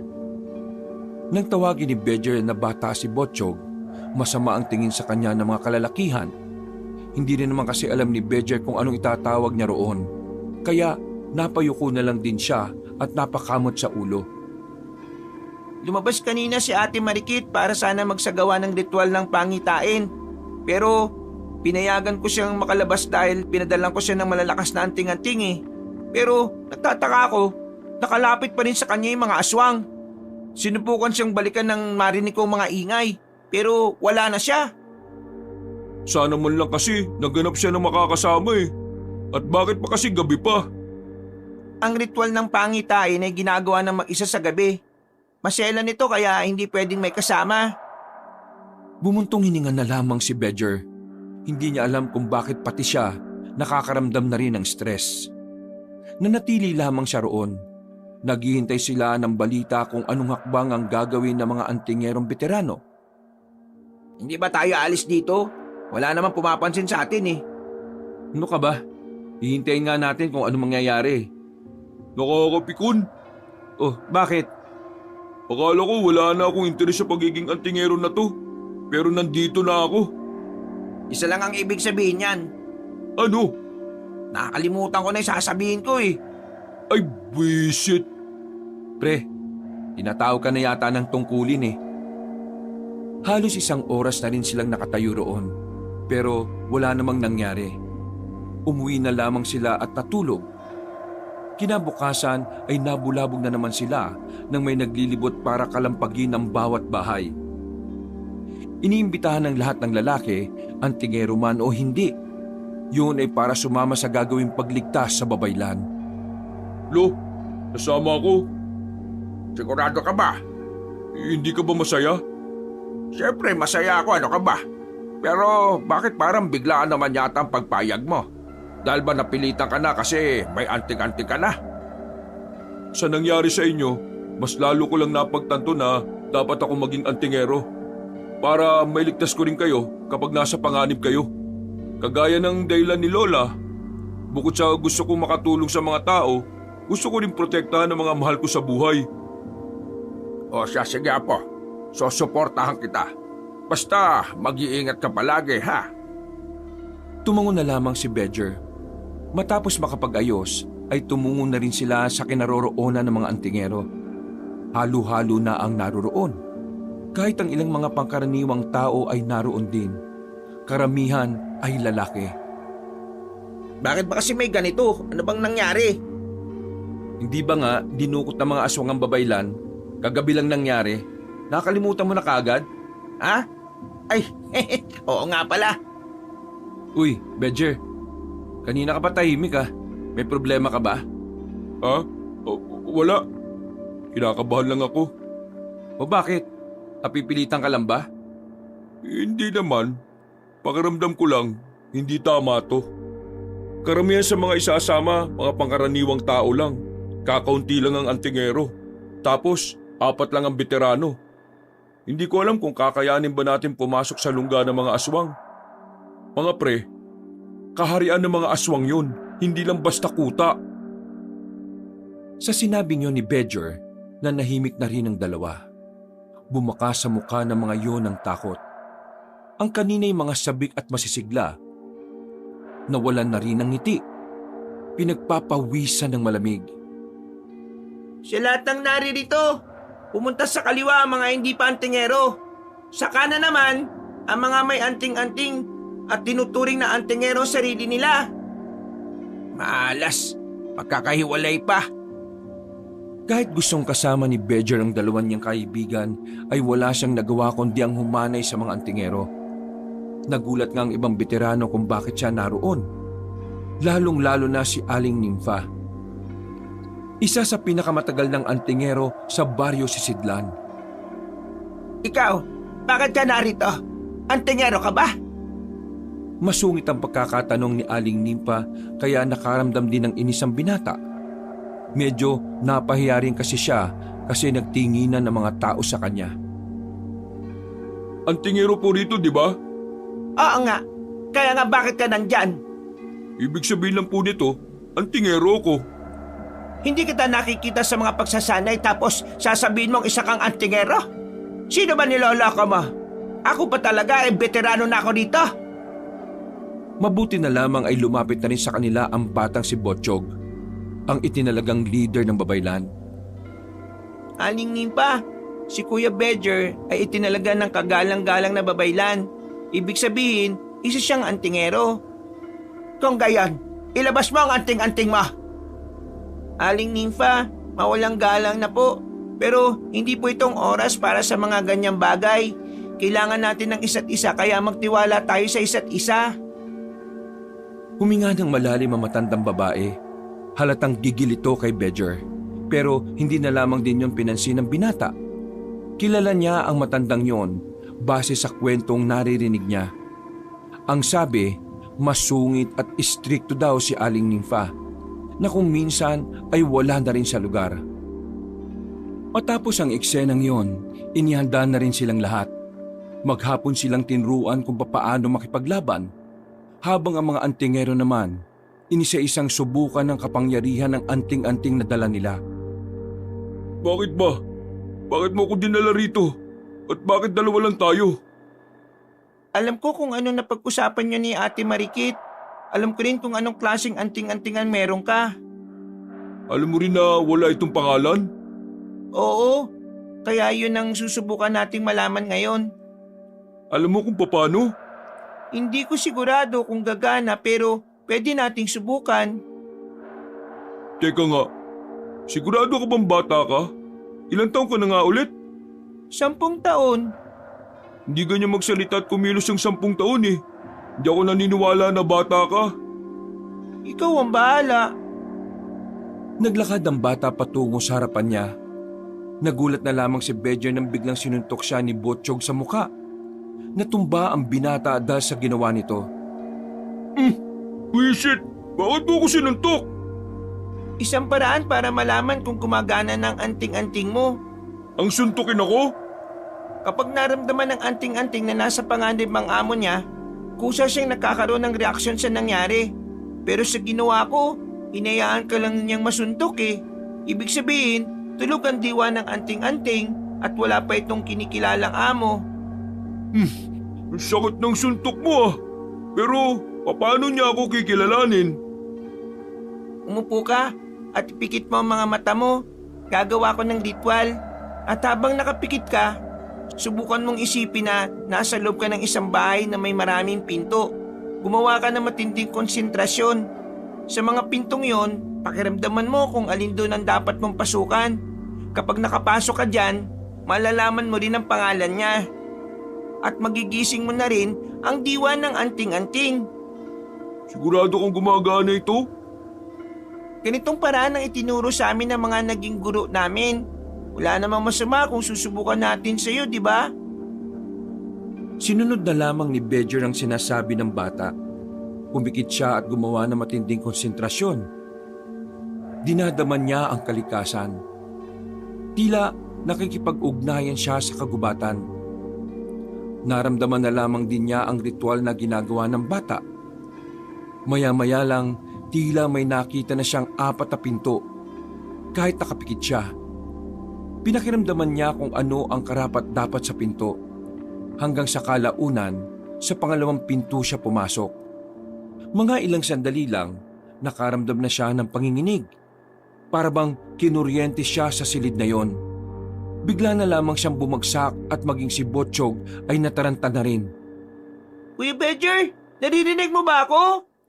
Oo, naririnig kita. Hindi naman ako bingi, no? Marahang bumangon si Bedger. Tila ba nararamdaman pa rin niya ang kuryente sa katawan niya. Para din ang gaang-gaan niya. Ano? Nakita mo na ba kung anong pangalan ng anting-anting? Nakapasok ako sa pinto, pero wala akong nakitang pangalan. Madilim ang silid eh, tapos nakaramdam na lang ako bigla na parang nakuryente ako. Hindi ba ganun ang nangyari sa'yo? Hindi. Nung napasok ko ang pinto, nakita ko kaagad ang pangalan eh. Hindi ako nakuryente. Pero naramdaman kong parang may nagbago sa katawan ko. May nagbago rin sa katawan ko, parang ang gaan ko. Pero ang gulo pa rin eh. Pasensya na ha. Hindi siguro talaga pwedeng sa'yo yung ganong pamamaraan. Eh anong gagawin ko kung wala namang silbi tong anting-anting na to? Matatawag ba akong antingero nun? Sumama ka sa akin. Mahalaga ang bilang ng isa. May luhilong tumayo na lamang si Bedger. Dahil wala naman silang napala. Bumalik na lamang sila sa kanilang ginawang kampo. Nagpalipas na muna sila ng oras doon. May ilang minuto pa naman bago ang kanilang larga patungo sa kaharian ng mga aswang. Habang nakaupo, nilapitan siya ng 2 niyang kaibigan. Pawis na pawis sa mga yon. Madungis din at mukhang dugyot na rin ang damit. Grabe, nakakapagod pre. Eh ikaw, kumusta? Mukhang ayos naman ako. Namumutla ka pre. May sakit ka ba? Wala nga, ayos lang ako. Pre, sigurado ba talaga nakaharian ng aswang ang pupuntahan natin? Oo, sinabi rin sa akin ni Botchog. Sa isang malayong bayan sa norte, may kaharian daw ng aswang doon. Sabi ni Botchog, kailan lang din daw nalaman ng pamilya nila ang kaharian na yun. Maging sila rin eh, nagulat. Kakayanin naman siguro natin to, ano? Kakayanin natin. Ililigtas natin ang babaylan eh. Bumuntong hininga na lamang si Bedger. Sumasakit na ang ulo niya dahil sa mga nangyayari. Parang ang bilis kasi ng mga kaganapan sa buhay niya. Parang kailan lang nabubwisit lang siya sa mga turistang nagkakalat sa kanilang baryo. Pero ngayon, nasa peligro ang buhay nila dahil sa nalalapit na paglusob sa kaharian ng mga aswang. Makalipas ang ilang sandali, tuluyan na nga nilang nilisan ang baryo ng Sisidlan. Magkakasama silang nilakbay ang kagubatan. Kahit na marami naman sila, hindi pa rin maiwasan ni Bedger na hindi kabahan. Ilang beses na nga rin niyang dinadasal na sana, gumana na rin ang anting-anting na hawak niya. Wag na wag kayong iiwalay kahit na anong mangyari ha. Kapag may senyales na may aswang, maging kalmado lang. Kailangan natin ng matinding konsentrasyon at pagiging matapang. Kung merong mang duduwag-duwag dito, umuwi na ha. Hindi namin kayo kailangan. Narinig niyang may mga tumawa-tawa sa gilid. Pinagtatawanan ng 2 lalaki si Botchog dahil masyado pa itong bata para pangunahan sila. Sa hindi malaman na dahilan, nakaramdam ng inis si Bedger. At dahil malapit lang naman sila sa 2 lalaki, kinwelyuhan niya ang 2 at kinastigo. Kung hindi nyo kayang irespeto ang namumuno sa atin, buti pang umuwi na kayo. Naggigigil ako sa mga mukha nyo eh. Alis! Uy, pare! Tama na! Parang takot na tumakbo pabalik ang 2 lalaki. Dahil sa ginawa niyang yon. Lumapit naman kaagad ang matandang si Aling Nympha. Hindi nito nagustuhan ang ginawa ni Bedger kaya agad namang itong umalma. Ano sa tingin mo ang ginagawa mo, binata? Pinawi ko lang yung dalawa. Naiirita ako sa mga walang respeto eh. Sa tingin mo may respeto ka kung paano mo ako kausapin? Tingin mo ba dapat kitang irespeto? Aba, wala ka talagang galang ah. Tama na! Pumagitna na sa kanila ang bata. Tumigil din naman kagad si Aling Nympha sa kakasalita. Hindi ko kinukonsinte ang mga taong walang paggalang sa isang posisyon. Mababa man o mataas ang katayuan ng isang tao sa isang samahan. Walang sino mang may karapatang bastusin ang kanyang posisyon na kinalalagyan. Kaya Aling Nympha, pasensya ka na. Pero tama lang naman ang ginawa ni Kuya Bedger eh. Naglakad na lamang ng padabog ang matandang babae. Napapailing na lamang din si Bedger. Hindi niya kasi maintindihan kung bakit parang mainit ang dugo sa kanya na matandang yon. Malayo-layo pa sila sa kanilang lalakbayin. Kaya nang mahigit 3 oras na rin silang naglalakad, nagpasya si Botchog na magpahinga na muna at kumain. Tamang-tama ang kanilang nahintuan dahil ang kapatagan na kanilang kinalalagyan ay napapalibutan ng mga matataas na puno ng mangga. Namumunga na rin ang mga yon kaya tamang pitas na lang sila. Pre, tinan mo si Aling Nympha oh. Kanina pa nakatingin sa'yo. Nakabukod ang 3 magkakaibigan sa ibang pwesto. Ayaw nilang makihalo sa iba dahil hindi rin naman sila pinapansin. Samantala, kanina pa rin napapansin ni Bedger matandang si Nympha. Hindi niya talaga maintindihan kung ano ang nais ipahiwatig ng mga tingin na yon. Hindi naman masama ang tingin pero hindi rin naman nakakagaan ng pakiramdam. Nasa pagitan siya ng dalawang yon na kung saan nalilito siya sa ikinikilos ni Aling Nympha. Tila siya lang ang pinag-iinitan nito kahit na mas marami namang mayayabang kesa sa kanya. Sino ba yan? Si Aling Nympha nga. Di ba ikaw yung nagsabi sa akin kung anong pangalan niya? Ha? Ay, oo nga pala no. Malalaman ko rin kung anong problema na matandang yan sa akin. Pagkatapos kumain, hinayaan na lang muna sila ni Botchog na makapagpahinga. Nakatulog agad ang iba dahil sa pagod. Habang ang 3 magkakaibigan naman, gising na gising pa rin ang diwa. Nakahiga lang sila sa damuhan habang nakatingin sa mga bituin. Pre, tingnan mo oh. Kanina pa nun si Aling Nympha. Type na type ka yata niyan eh. Uy, kinabutan ka nga sa mga sinasabi mo. Sandaling sinulya pa ni Bedger matandang si Nympha. Sa mga puntong ito, nakakaramdam na rin siya ng hindi maganda sa matanda. Naisipan na niyang lapitan yon para tanungin kung anong problema nito. Pero nagulat sila nang may dumating na isa sa mga kasamahan nila. Galing ito sa loob ng gubat. Nagsisisigaw at nakita nilang wala na ang kabila nitong braso. Magsihanda kayo! May mga aswang! Agad na ginamit ng mga antingero ang kanilang mga anting-anting. Mabibilis ang mga yon na nagsipasok sa loob ng gubat. Habang ang 3 magkakaibigan naman ay nanatili lang sa kanilang kinalalagyan. Bumakas na agad ang takot sa mukha nilang 3. Nang mapalingon si Bedger sa kinalalagyan ni Aling Nympha, katakataka na bigla na lamang nawala yun doon. Kayong dalawa, focus lang kayo ha. Huwag muna kayo mamamatay. Ganyan ba talaga magpalakas ng loob ng kaibigan?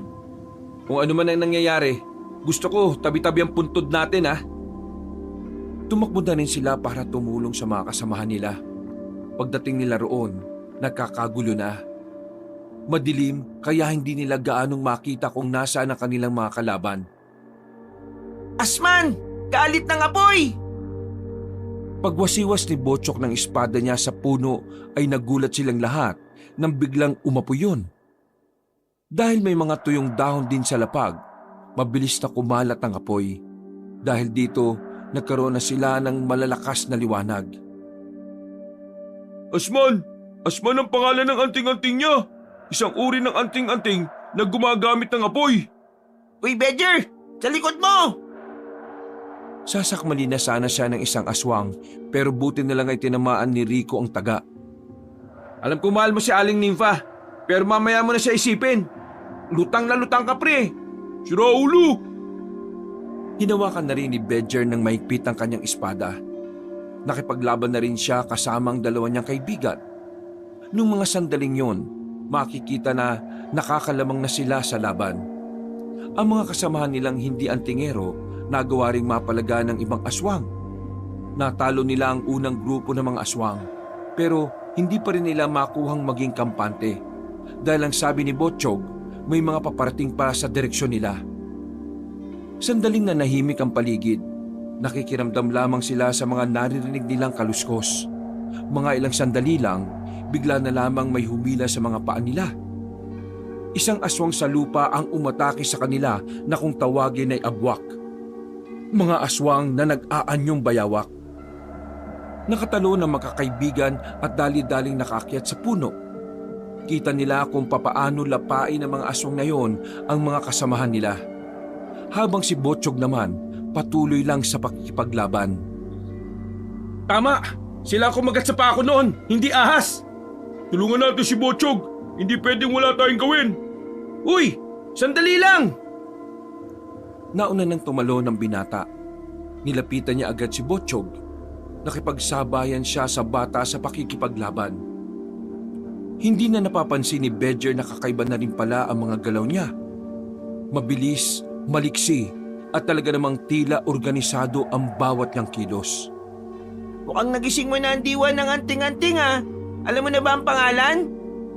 Hindi pa rin eh, pero nararamdaman ko siya. Sobrang nararamdaman ko. Pagtaga ni Bedger sa isang aswang, tumalsik pa ang ulo nito patungo sa dalawa niyang kaibigan. Napatili ang mga yon sa sobrang gulat. Samantala, walang sinayang na pagkakataon si Bedger at Botchog. Hinarap nila ang mga natitirang aswang at kalaunan lang, naubos na rin nila ang mga yon. Kahit na nanalo sila sa laban na yon, malaking kawalan ng pagkamatay ng halos lahat ng kanilang kasamahan. Kakaiba ang nangyaring yon. Hindi makapaniwala ang batang si Botchog na kahit ang mga veteranong antingero ay namatay rin. Bakit? Anong ginagawa mo? Iniisa-isa ng bata ang bawat bangkay ng mga kasama nila. May kung ano itong sinusuri sa katawan ng mga yon.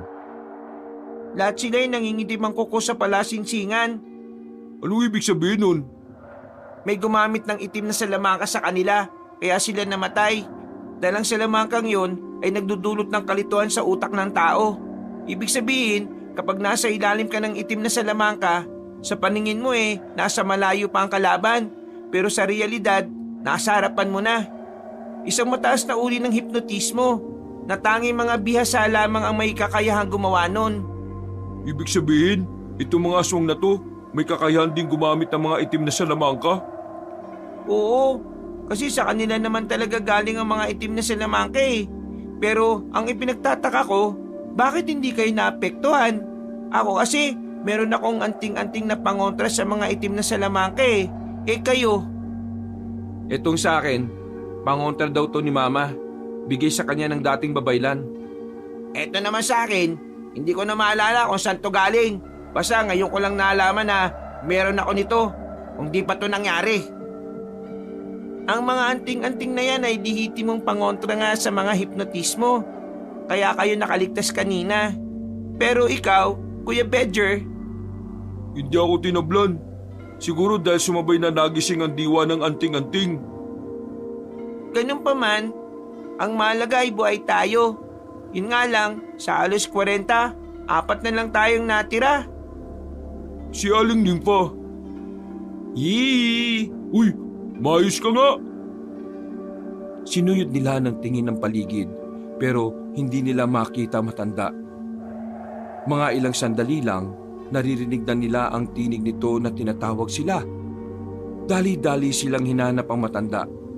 Naabutan nila yon na nakaupo at nakasandal na sa isang puno. Dumudugo ang kaliwang kamay nito.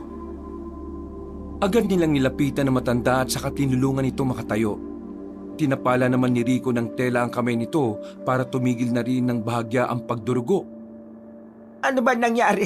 Akala ko'y patay na ako. Huling pagkakaalala ko para akong nahilo. Tayo na lang po natitira sa samahan. Napatay ang mga kasama natin dahil sa itim na salamangka. Isang mataas na level ng hipnotismo ang ginawa nila.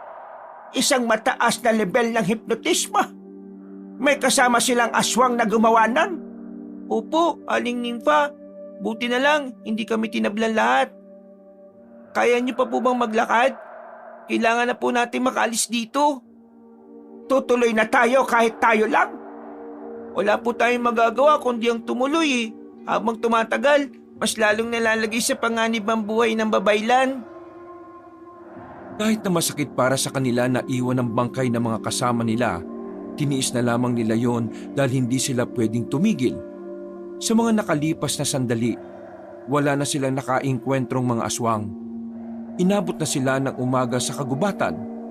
Mabuti na lang ay may mga nadaanan silang mga pagalag-galang manok. Yun na lamang ang ginawa nilang agahan. Habang nagpapahinga sa gilid ng malapad na puno, pasimpleng tiningnan ni Bedger ang matandang si Nympha. Bigla na lamang kasi siyang naghinala sa pagkatao na matanda. Para bang naramdaman na lamang niya na merong mali rito. Hindi niya lamang matukoy kung ano. Kukuha lang ako ng mga tuyong sanga. Mauubos na yung baga, hindi pa naluluto yung manok eh. Sige, sasamahan na kita. Naglakad ang dalawa. Nang medyo makalayo na sila, saka binuksan ni Bedger ang usapan. Pre, napapansin mo rin ba na parang may kakaiba kay Aling Nympha? Oo pre. Baka sabihin mo na naman na may gusto sa akin, sasapakin na talaga kita. Hindi pre. Napaisip din kasi ako eh. Wala naman siyang sinabi sa atin na may pangontra siya sa itim na salamangka. Pero papaano siya nakaligtas? Sinasabi mo bang si Aling Nympha ang gumawa ng hipnotismo? Eh di ba sabi ni Botchog, aswang lang ang may kapangyarihang gawin yon? Hindi naman aswang si Aling Nympha. Oo nga, pero kahina-hinala kasi talaga ang galawan niya eh. Yung tingin pa lang niya, biruin mo ha, kakasimula pa lang ng gulo, bigla na lang siyang nawala. Tapos, nung tapos na ang gulo, saka siya lilitaw. Tapos, yun lang yung sugat niya. Naiintindihan ko na bitira na siya, pero sabi niya, nahilo rin siya at nawala ng malay. Langya, ano yun? Dinaan-daanan lang siya ng mga aswang? Ang magandang gawin natin ngayon pre, obserbahan natin si Aling Nympha. Sasabihin ba natin kay Elmar? Wag, makakalimutin yun eh. Baka mamaya makakalimutan niyang bawal ipaalam kung anong napag-usapan natin. Nang makakuha na ng mga tuyong sanga, dali-dali na rin silang bumalik sa mga kasama nila. Kumilos lang sila ng normal. Kahit na napapansin na naman ni Bedger na tumitingin sa kanya ang matanda. Pagkatapos ng kanilang agahan, pinagpatuloy na nila ang paglalakbay. Ayon sa batang si Botchog, malapit-lapit na rin sila sa kaharian ng mga aswang. Maging alerto tayo. Asahan niyo ang posibilidad na biglang tambangan tayo. Kakaunti na lang, makakarating na tayo dun. Mas lalo nilang binilisan ang kanilang paglalakad. Hanggang sa kalaunan ay nakita na rin nila ang isang falls. Ayon kay Botchog, nasa likuran ng talon na yun ang tinuturing na kaharian ng mga aswang. Maingat silang naglakad sa batuhan dahil medyo madulas. Si Bedger na mismo ang umalalay sa matanda. Paraan niya ito para mas maobserbahan niya nang malapitan si Aling Nympha. Paghawak niya sa kamay na matanda, nagtaka siya sa pambihirang lamig ng palad nito. Nang magtama ang tingin nila ni Aling Nympha, bigla siyang may naramdaman na parang may mali. Pero sa tuwing pipilitin niyang isipin kung ano, sumasakit lang ang ulo niya. Nandito na tayo. Umupo na muna sila sa likuran ng halaman. Nakasilip lang sila habang tinatanaw ang tila malapalasyong ang bahay ng mga aswang. Para itong mga gusali sa bansang Greece. Malalapad at malalaki kasi ang mga haligi. Pero ang ipinagtataka lamang nila, wala silang nakikitang nagbabantay sa labas. Hindi tayo pwede magpadalos-dalos. Baka patibong lang yan. Aling Nympha, kayong bitirana, pwede bang ikaw muna ang mauna? Senyasan mo na lang kami rito kapag wala namang kalaban sa tapat ng kaharian. Aba, bakit ako? Kita niyo nang matanda na ako eh.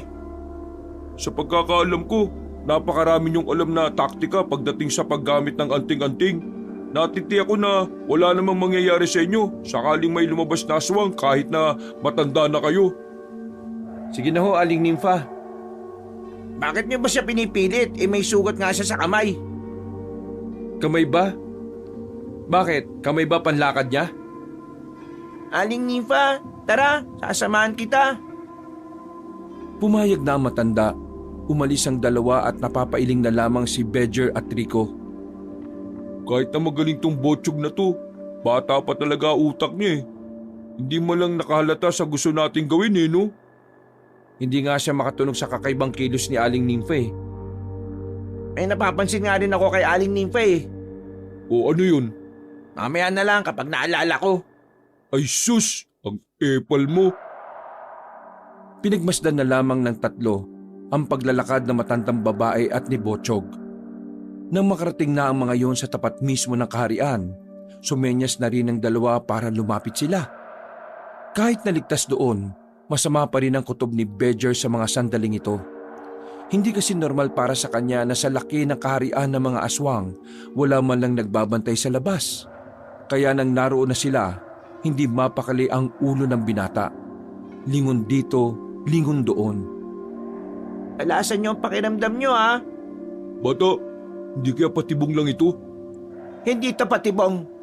May nabanggit sa akin ng babaylan noon.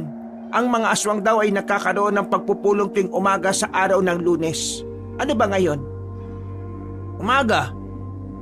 Anong araw ang ibig kong sabihin? Lunes po ngayon. Ibig sabihin, malaki ang tsansa na nagpupulong sila. Pagkakataon na natin to para makapasok kaagad. Masama ang kutob ko. Huwag na muna tayong tumuloy. Kutob lang yan. Pero ang pagkakataon na meron tayo minsan lang. Paano kung nasa panganib na pala ang buhay ng babaylan, pero wala tayong ginawa dahil umuwi tayo? Botsyog, ikaw ang leader dito.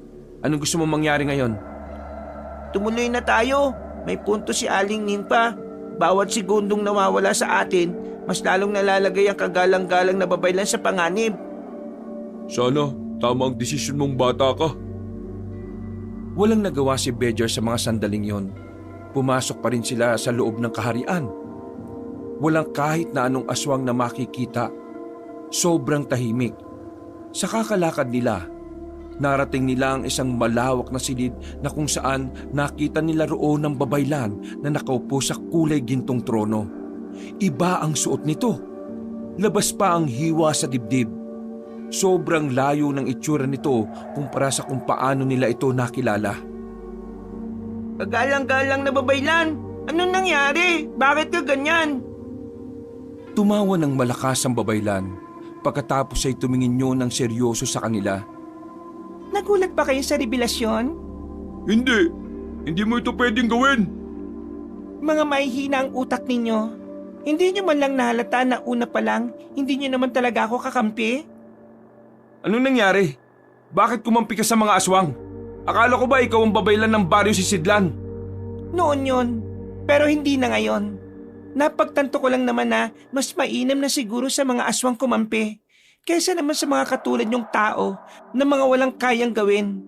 Umaasa lang kayo lagi sa mga pangitain ko. Niloko mo mga tao. Niloko mo ang lahat. Wala kang pinagkaiba sa mga demonyo. Tumawa na naman ng malakas ang dalagang si Marikit. Ibang-iba ito. Sobra silang nanibago. Nakatingin na si Botsyog at Bedger sa mga sandaling ito. Nagkaintindihan ng dalawa sa kanilang gagawin. Kikilos na sana sila para iuwi ang babaylan, pero nakaramdam na lamang sila na may humagupit na sa likuran nila. Isang mahabang latigo ang lumatay sa kanila na naging dahilan para bagya silang manghina. Marahan silang lumingon. Nakita nila ang kakaibang ngiti ni Aling Nympha. Habang hawak ang latigo na yari sa buntot ng buhaya. Sinasabi ko na nga ba eh. Dapat una pa lang hindi na kami nagtiwala sa iyong matanda ka. Paano mo nagawa ito? Matagal ka nang nasa samahan ah. Mga wala kasi kayong kwenta. Masyado kayong madaling maniwala. Ang problema kasi sa inyong mga tao, mga malalambot na mga puso ninyo. Ibig sabihin hindi ka tao? Kung ganun, ikaw ang gumamit ng itim na silamangka para mamatay agad ang mga kasamahan namin. Tama, ako nga. Mabuting at medyo swerte kayo at hindi kayo tinablan. Kasi kung nagkataon, wala na sana kayo sa mundo ngayon. Ikaw at ang babaylan ang nagkampihan? Mga walang ya kayo! Sinubukan pa nilang makagalaw, pero kada kilos nila, sobrang hapdi ng nararamdaman nila sa kanilang likuran. Maya-maya ay lumapit na sa kanila ang babaylan na si Marikit Matalim ang tingin nito kay Bedger. Ibigay mo na sa akin ang anting-anting kung gusto mo talaga mabuhay pa itong mga kasama mo. Biglang napaisip si Bedger sa mga sandaling yon. Nagtaka siya kung bakit binabawi sa kanya ni Marikit ang anting-anting.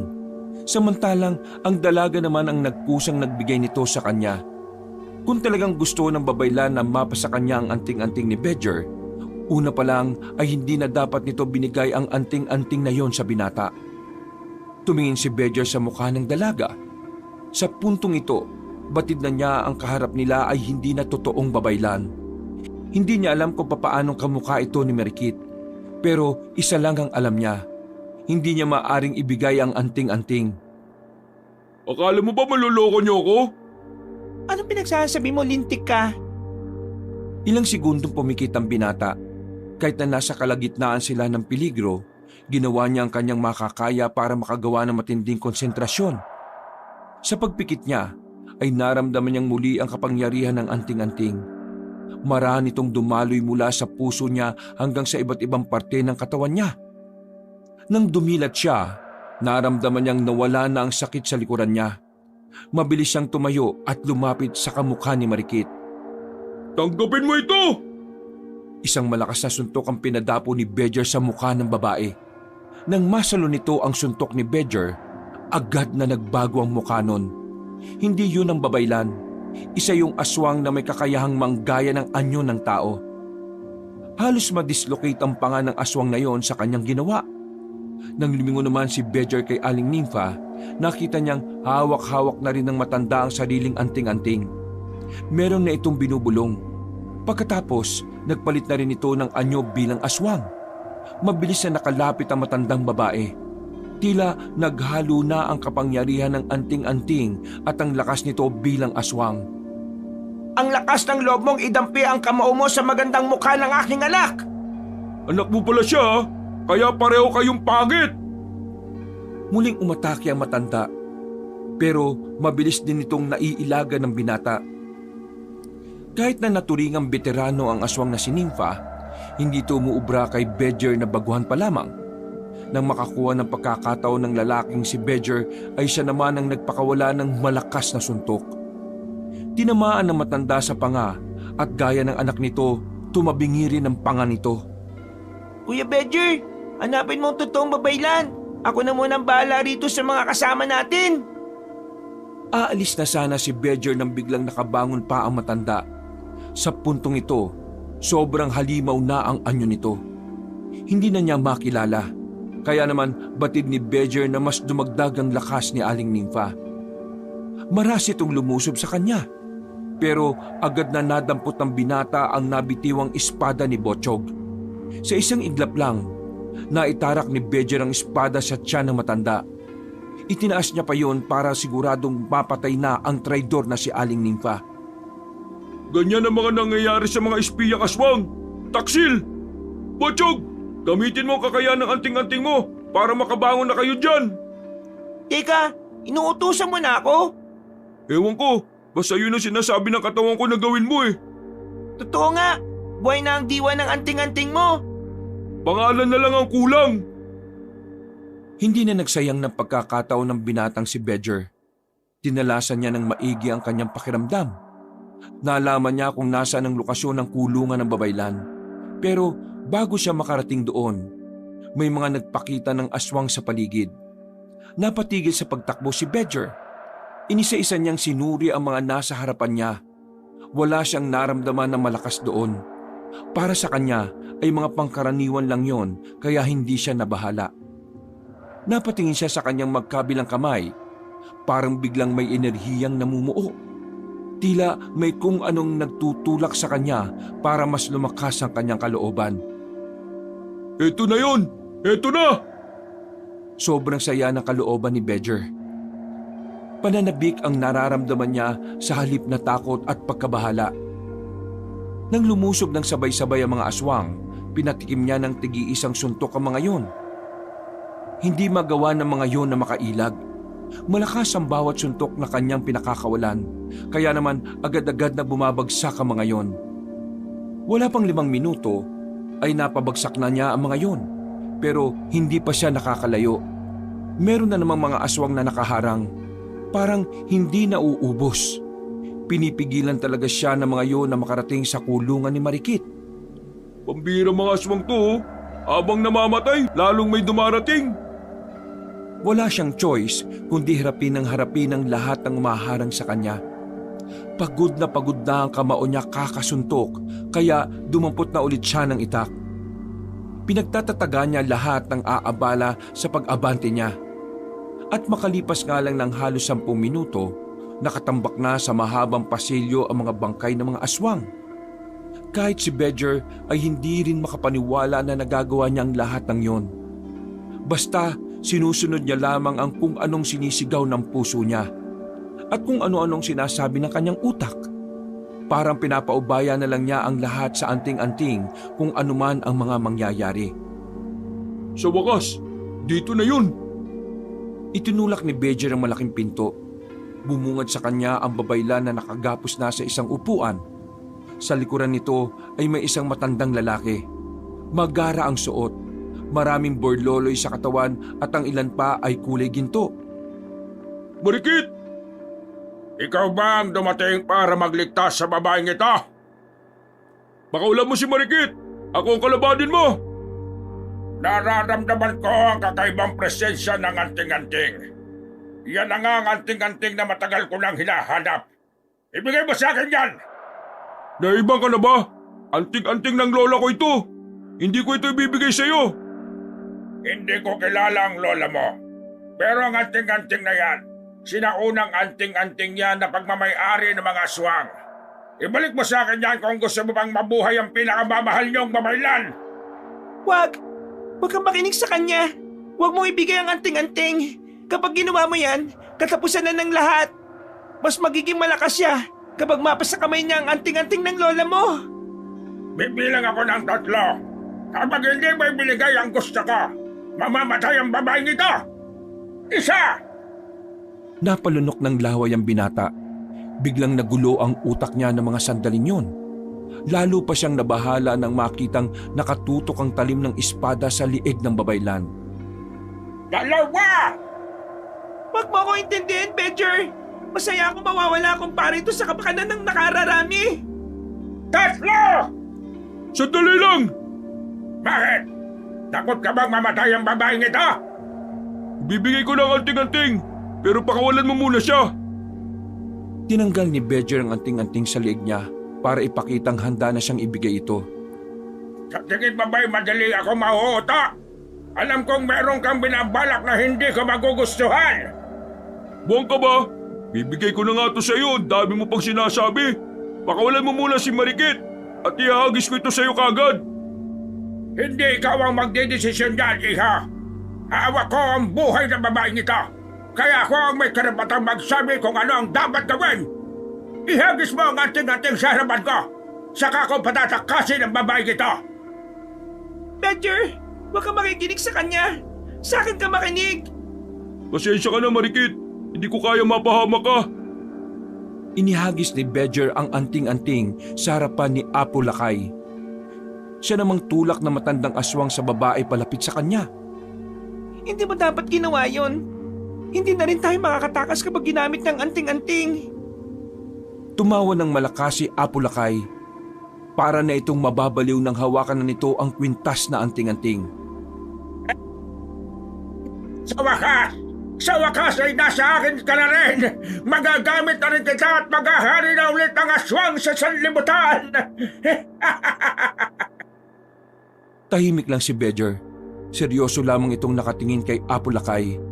Nang makita niyang susuotin na ni Apo Lakay ang kwintas, mabilis na nakalapit si Bedger sa matandang aswang. Walang ano-ano, isang malakas na suntok ang kanyang pinakawalan sa tagiliran nito.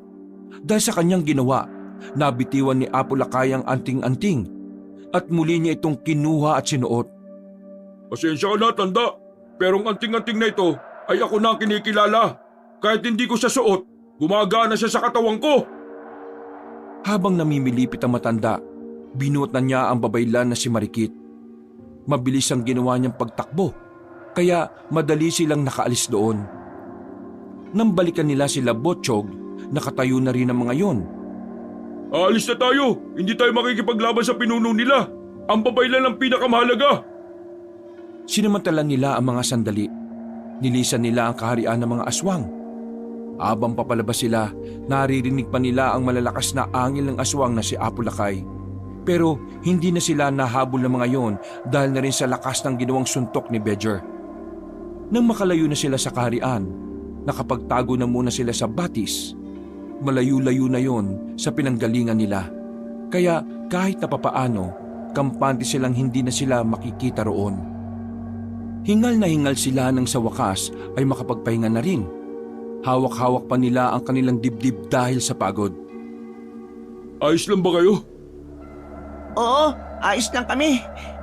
Pero, alam mo na ba ang pangalan ng anting-anting mo? Bakit? Parang ang lakas-lakas mo. Hindi ko alam. Parang kinokontrol na ng anting-anting na to ang katawan ko eh. Sinasabayan ko na lang siya. Pero hanggang ngayon, hindi ko pa din alam kung anong pangalan niya. Hindi tayo dapat maging kampante. Si Apo Lakay ay matatanda pa sa mga lolo't lola natin. Ibig sabihin, pwede na rin siyang ituring na immortal. Malakas siya. Kaya niya tayong patayin sa isang iglap lang. Kung malakas naman pala siya bakit hindi na lang siyang lumusob sa atin para kunin ang gusto niya? Dahil ngayon lang niya nakuha ang buong lakas niya. Nitong mga nakaraang taon, nasa loob lang siya ng kabaong niya habang nagpapalakas. Ngayon, hindi na magiging biro ang ating buhay.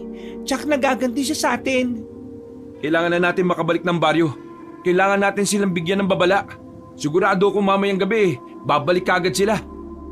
Pero paano tayo makakabalik agad sa atin? Sobrang layo ng lalakbayin natin. Inaabot nga tayo ng halos kalahating araw sa paglalakbay Tumayo na kayo. Kailangan na nating umalis. Masakit pa ang mga sugat namin. Kung mauna na lang kaya muna kayo ng babaylan. Hindi pwede. Pwede kayo mapahama kapag iniwan namin kayo. Magkakasama pa rin silang naglakbay matapos ang pag-uusap na yon. Kahit na mabagal, pagod at nahahapdian sa mga sugat nila, hindi sila tumigil hanggang sa makarating na sila sa isang kalsada. Meron silang pinarang truck ng gulay. Nakiusap sila sa mga yon at maswerteng pinayagan naman sila. Dahil doon, nagawa nila makabalik ng 6:00 pa lang ng gabi. Laking pasasalamat ng mga tao nang makitang buhay ang babaylan. Pero hindi na sinayang ni Marikit ang oras. Pinaliwanag na ng babaylan ang sitwasyon. Aking mga kababaryo, tayo ay nahaharap sa malaking pagsubok sa ating buhay ngayon. Dahil sa gabing ito, inaasahang darating ang pinuno at hari ng mga aswang. Kaya naman, nais kong hingin ng inyong pangunawa. Makiisa kayo sa nais namin mangyari. Kayong lahat, umalis na muna kayo sa baryong ito ngayon din. Pumunta kayo sa lugar na malayo dito at huwag kayong babalik hanggat hindi namin natatalo ang kalaban. Nagbulong-bulungan ng mga tao. Bumakas sa kanilang mga muka ang takot at pangamba. May ilan na ring naiiyak dahil sa pagkabahalang baka mapahamak na naman ang babaylan. Mga kababaryo, marahil ay hindi niyo pa ako kilala. Pero ako si Bedger. Minana ko ang pinakamalakas na anting-anting sa kasalukuyan. Handa kong ibuwis ang buhay ko para sa ating lahat. Kaya sana, makiisa kayo ngayong gabi. Nakikiusap ako sa inyo. Sa sinabing yun ni Bedger ay sumang-ayon na ang mga tao. Kaya naman, kanya-kanya ng pulasan ng mga ito. Nag-impake na ng gamit ang mga yon. Mga pre, sumama na kayo sa mga pamilya nyo sa pag-alis. Sige na. Ha? Hindi ka namin iiwan Ngayon pa ba kami hindi sasama Ang dami na natin pinagdaanan. Tama si Elmar. Mananatili kami sa tabi mo. Kung yan ang gusto nyo, puntahan nyo na rin yung mga pamilya nyo at abisuhan nyo sila. Asikasuhin nyo sila at tulungan makaalis. Bumalik na lang kayo kapag ayos na. Tumango ang dalawa at dali-daling lumarga. Si Bedger naman, agad na tinungo ang kanilang bahay para kausapin ang kanyang lolo Apollo. Nang dumating siya roon, ay saktong naabutan niya ang matanda na naglalagari ng kahoy. Napatigil si Mang Apollo nang makita siya. Alalang-alala ito sa kanya, kaya dali-dali itong lumapit at yumakap sa kanya. Buti naman at nakawi ka ng ligtas, Apo. Diyos ko, maraming salamat sa Panginoon. Pero lo, nasa panganib po ang buong baryo. Galing kami sa karian ng mga aswang. Nabawi na namin ang babaylan. Pero nakaharap ko rin ang pinuno nila, si Apo Lakay. Alam kong galit na galit yun sa mga oras na ito. Kaya naman malakas ang kutob namin na darating siya rito. Malakas siya, Lo. Hindi pangkaraniwan. Kaya gusto kong umalis na kayo sa baryong to. Ayaw kita madamay. Nako, hindi kita pwedeng iwan. Paano ka? Lo, nagising ko ng diwa ng anting-anting ni Lola. Nagagamit ko na siya kahit hindi ko pa alam ang pangalan niya. Kailangan ako ng baryo natin, Lo. Kaya sana makinig kayo sa akin. Aalis po ngayon ang pamilya ni Rico. Kaya sumabay na kayo sa kanila. Kung ganun nga mag-iimpake na ako. Tinulungan na ni Bedger ang kanyang lolo na ipasok ang mahalaga nitong gamit sa bag. Pagkatapos, siya na rin ang nagbitbit ng gamit na matanda. Pagdating nila sa bahay nila Rico, naghahanda na rin ang pamilya nito sa paglisan. Pre, kung ayos lang, baka pwedeng isabay niyo na lolo ko. Walang problema. Lolo Apollo, pumasok na ho kayo sa jeep. Apo, nakikiusap ako sa iyo. Mabuhay ka ha.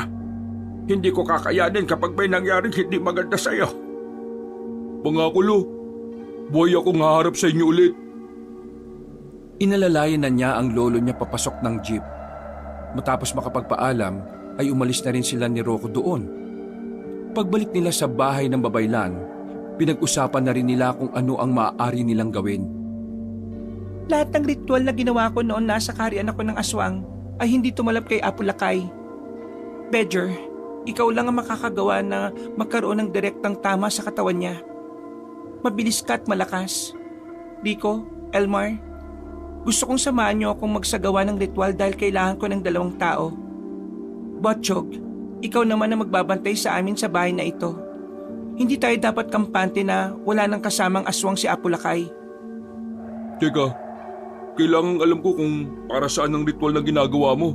Para alam ko rin kung kailan ako lulusob sa kalaban natin. Ang ritual ng kalakasan. Isang ritual na nagpapalakas ng katawan ng sino mang pag-aalayan. Total, hindi naman nagana ang mga ritual ko kay Apo Lakay. Lahat ng ritual na pampalakas ay gagawin ko para sa'yo. Pero mauubos ang lakas mo kapag ginawa mo ang lahat ng yun. Kailangan kong gawin ito. Dahil hanggat hindi mo pa nalalaman ang pangalan ng anting-anting mo, hinding-hindi ka uubra sa kanya. Ang gagawin kong ritual ay mapapalakas ka lang ng kaunti para tumagal ang laban. Kailangan mo ng oras para malaman ang pangalan ng anting-anting mo. Sa madaling sabi, wala talaga tayong tsansa na manalo kay Apo Lakay. Kailangan lang natin ng mas mahabang oras para alamin ang... Bigla silang nakaramdam ng panlalamig sa buong paligid. Sumilip sila sa bakuran, pero wala naman silang nakitang aswang doon.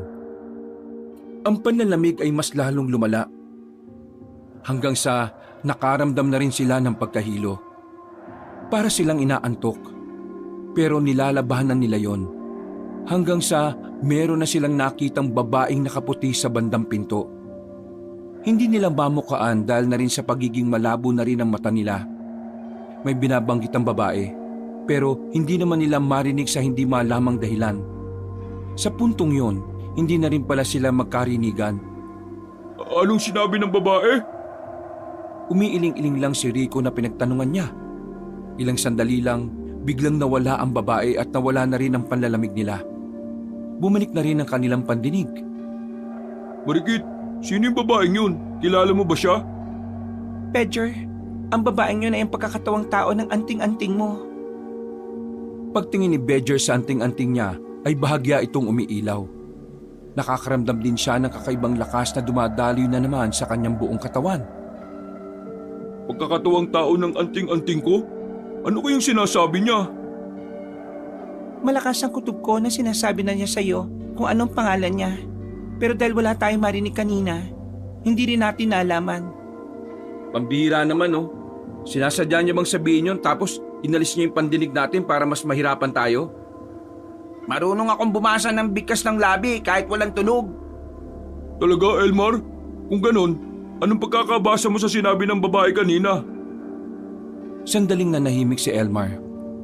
Huminga ito ng malalim at napasabunot na lang sa ulo. Alam ko yung kanini.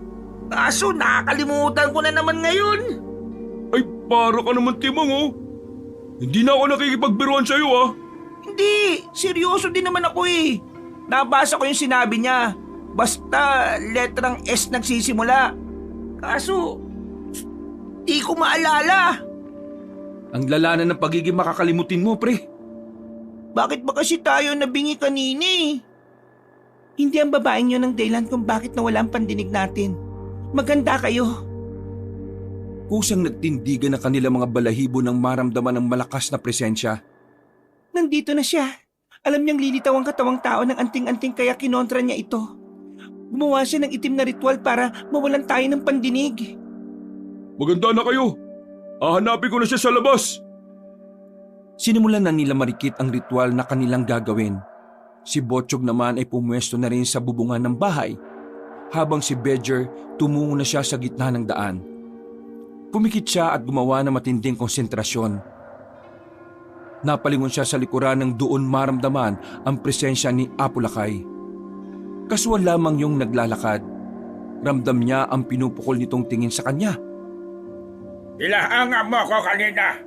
Hanggang ngayon, sobrang sakit pa rin ang suntok mo. Pwede ko bang malaman ang pangalan mo? Bedger! Bedger ang pangalan ko. Malaman mo man lang kung sino ako bago ka mamatay.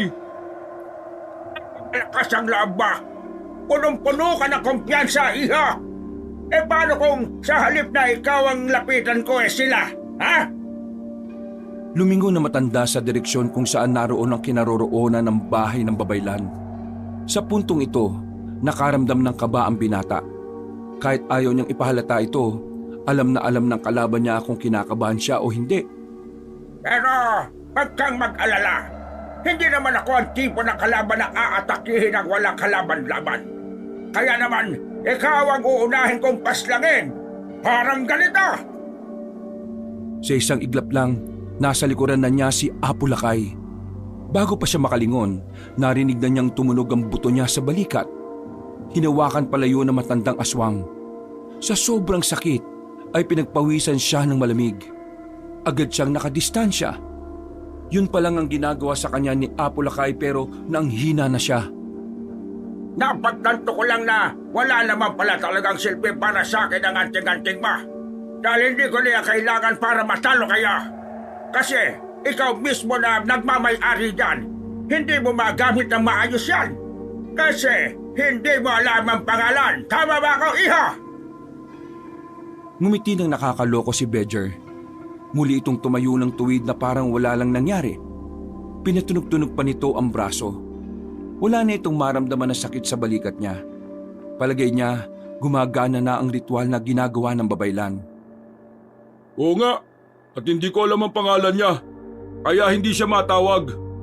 Pero kahit na ganun, kinikilala pa rin niya ako na bilang tagapangalaga. Apulakay, kung inaakala mong mananalo ka ng walang kahirap-hirap, nagkakamali ka. Dahil pahihirapan kita ngayong gabi. Nakakatuwa ka talaga. Pero sige, kung talagang gusto mo ng laban, abay magbibigyan kita. Pero ang tatandaan mo, iha, kailangan mong manalo. Kasi kapag natalo ka, ang susunod na mamamatay ay ang mga kaibigan mo. Hindi na nagpatumpik-tumpik pa ang matandang aswang. Naging kulay pula na rin ang mga mata nito. Mabilis itong lumundag patungo sa binata. Sa una nitong suntok ay nakailag pa si Bedger pero sa pangalawa, hindi na namalayan ng binata na sa kaliwa pala manggagaling ang suntok. Tinamaan siya sa tagiliran. Tumilapon siya at tumama pa sa hagdan ng bahay.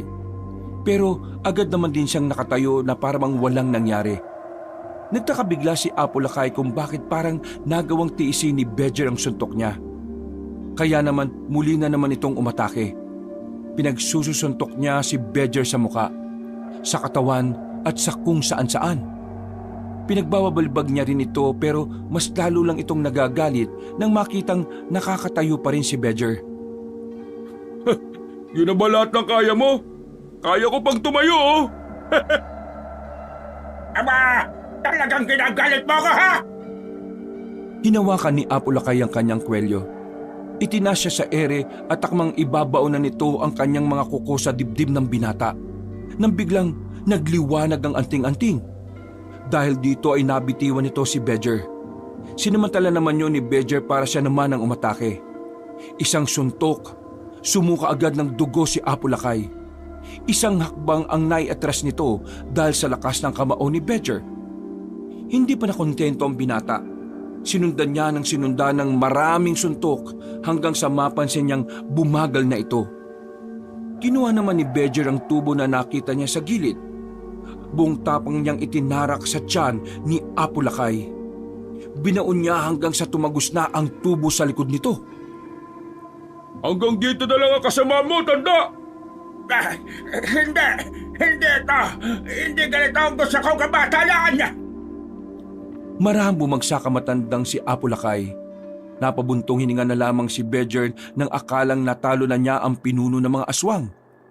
Pero nang tumalikod na siya at aalis na sana, narinig niyang may mga lumagutok ng buto sa likod niya.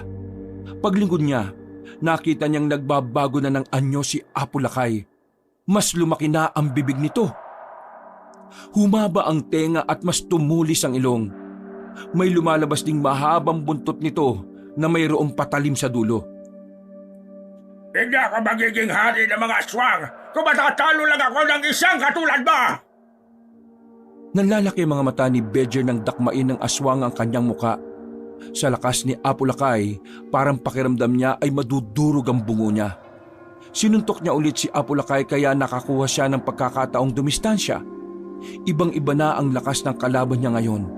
Sa puntong ito, kahit alam niyang may ritual na ginagawa ang babaylan, nararamdaman na niya ang sakit na ginawa ng pinunong aswang. Hindi na umubra ang ritual. Malas, anong gagawin ko nito ngayon?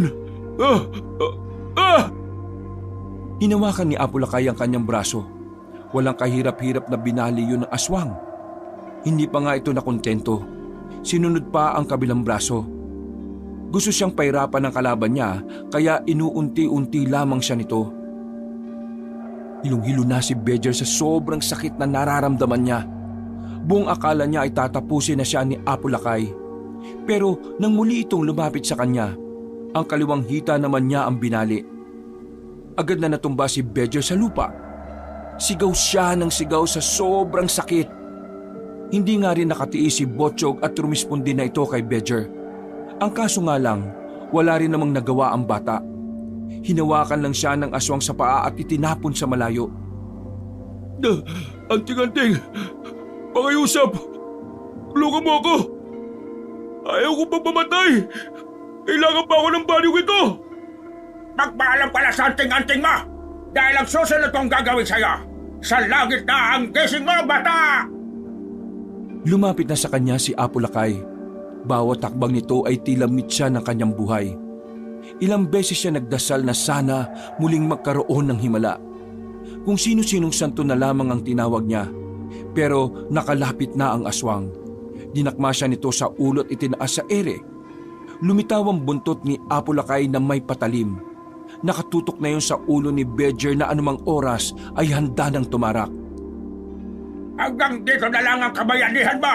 Bagditong antingero! Bago pa magawa ni Apo Lakay ang pagpaslang sa binata, napalingon ito nang biglang tumakbo na papalapit si Elmar. Nagtaka ang aswang pero nanlaki ang mga mata nito nang marinig ang sinisigaw ng lalaking yon. Solona! Solona ang pangalan ng anting-anting mo! Naalala ko na! Labas! Solona! Biglang nagkaroon ng malakas na liwanag na nagmumula sa anting-anting. Dahil sa pagkasilaw, napalayo si Apo Lakay. Silaw na silaw ito. Pansamantala rin itong hindi nakagalaw. Nang mawala ang malakas na liwanag, bumungad sa kanya si Bedger na maangas na ang tindig. Parang wala man lang itong galos. Bumalik na sa dati ang katawan nito. Higit sa lahat, meron itong hawak na punyal na kulay itim. Maraming salamat, Solona! Ngayon, samahan mo akong tapusin ang kasamaan ng aswang na ito! Hindi! Hindi ako matatala! Muling gumawa ng paglusob ang matandang aswang. Pero dahil sa kakaibang liksi ni Bedger sa mga sandaling ito, nagmistula siyang bata na hindi makatama kahit na isa. Papatayin kita! Papatayin kita! Sunod-sunod ang pagkalmot at pagsuntok na ginawa ng aswang. Nang masalag ni Bejer ang kamao nito, agad niyang tinaga ang braso ni Apulakay. Putol agad ang braso na matanda. Dahilan para mapatras na ito at makaramdam ng takot. Umaasa ka lang sa anting-anting mo! Nagkakamali ka. Inaasahan namin ang isa't isa. Dahil ngayong nasa harapan mo ako, iisa lang kami. Siya ay ako at ako ay siya. Kaya paghandaan mo ng susunod kong gagawin. Dahil gigising ka mamaya na nasa impyerno ka na! Manahimik ka! Hindi ako papayag na mapatay mo! Hindi! Hindi! Dali-daling lumapit si Apulakay kay Bejer, pero hindi inakala ng aswang na ito na pala ang huling pagkakataon na makakaatake siya. Dahil nang tingnan niya si Bejer, naramdaman na lamang niyang nakatarak na sa dibdib niya ang itim na punyal. Otomatikong gumapang ang walang kapantay na sakit sa buong katawan ni Apulakay. Dahilan para agad itong bumagsak sa lupa. Nagsisisigaw, namimilipit sa sobrang sakit. Tila kinakain ng kirot ang buo nitong sistema. Sundan mo na sa impyerno ang mga kasamahan mo! Unti-unting naging abo ang pinuno ng mga aswang. Agad na rin namang lumapit sa kanya ang mga kaibigan niya. Bati na rin si Botchog na kagagaling lang sa pinakadulong bahay. Tapos na. Tapos na ang kasamaan. Mapayapa na tayong muli. Nagawa natin. Nanalo tayo. Nakamit natin ang kapayapaan. Ano nga ulit yung pangalan ng anting-anting mo? Ay sus, kasasabi mo lang eh. Solona. Solona ang pangalan niya. Isang napakagandang pangalan.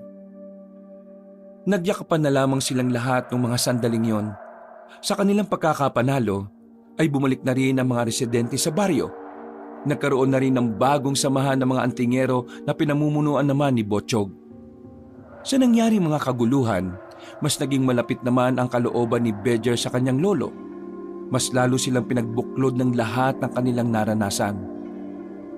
Sa ngayon, muling naibalik ang katahimikan sa baryo ng Sisidlan.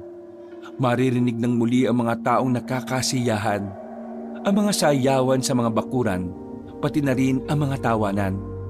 At ang higit sa lahat ay ang tradisyonal na ritual na kung saan mas lalong pinapalago ng ritual ang kanilang pamumuhay at agrikultura. Si Bejer naman, mas pinapabuti pa ang kanyang sarili. Masaya siyang kinikilala ang kanyang anting-anting na si Solona. Hindi siya tumitigil sa pagpapaunlad nito. Nang sa gayon, kung sakali mang muling may maghasik ng kasamaan, buong buo na niyang magagamit ang anting-anting na nagligtas sa kanilang lahat. Wakas,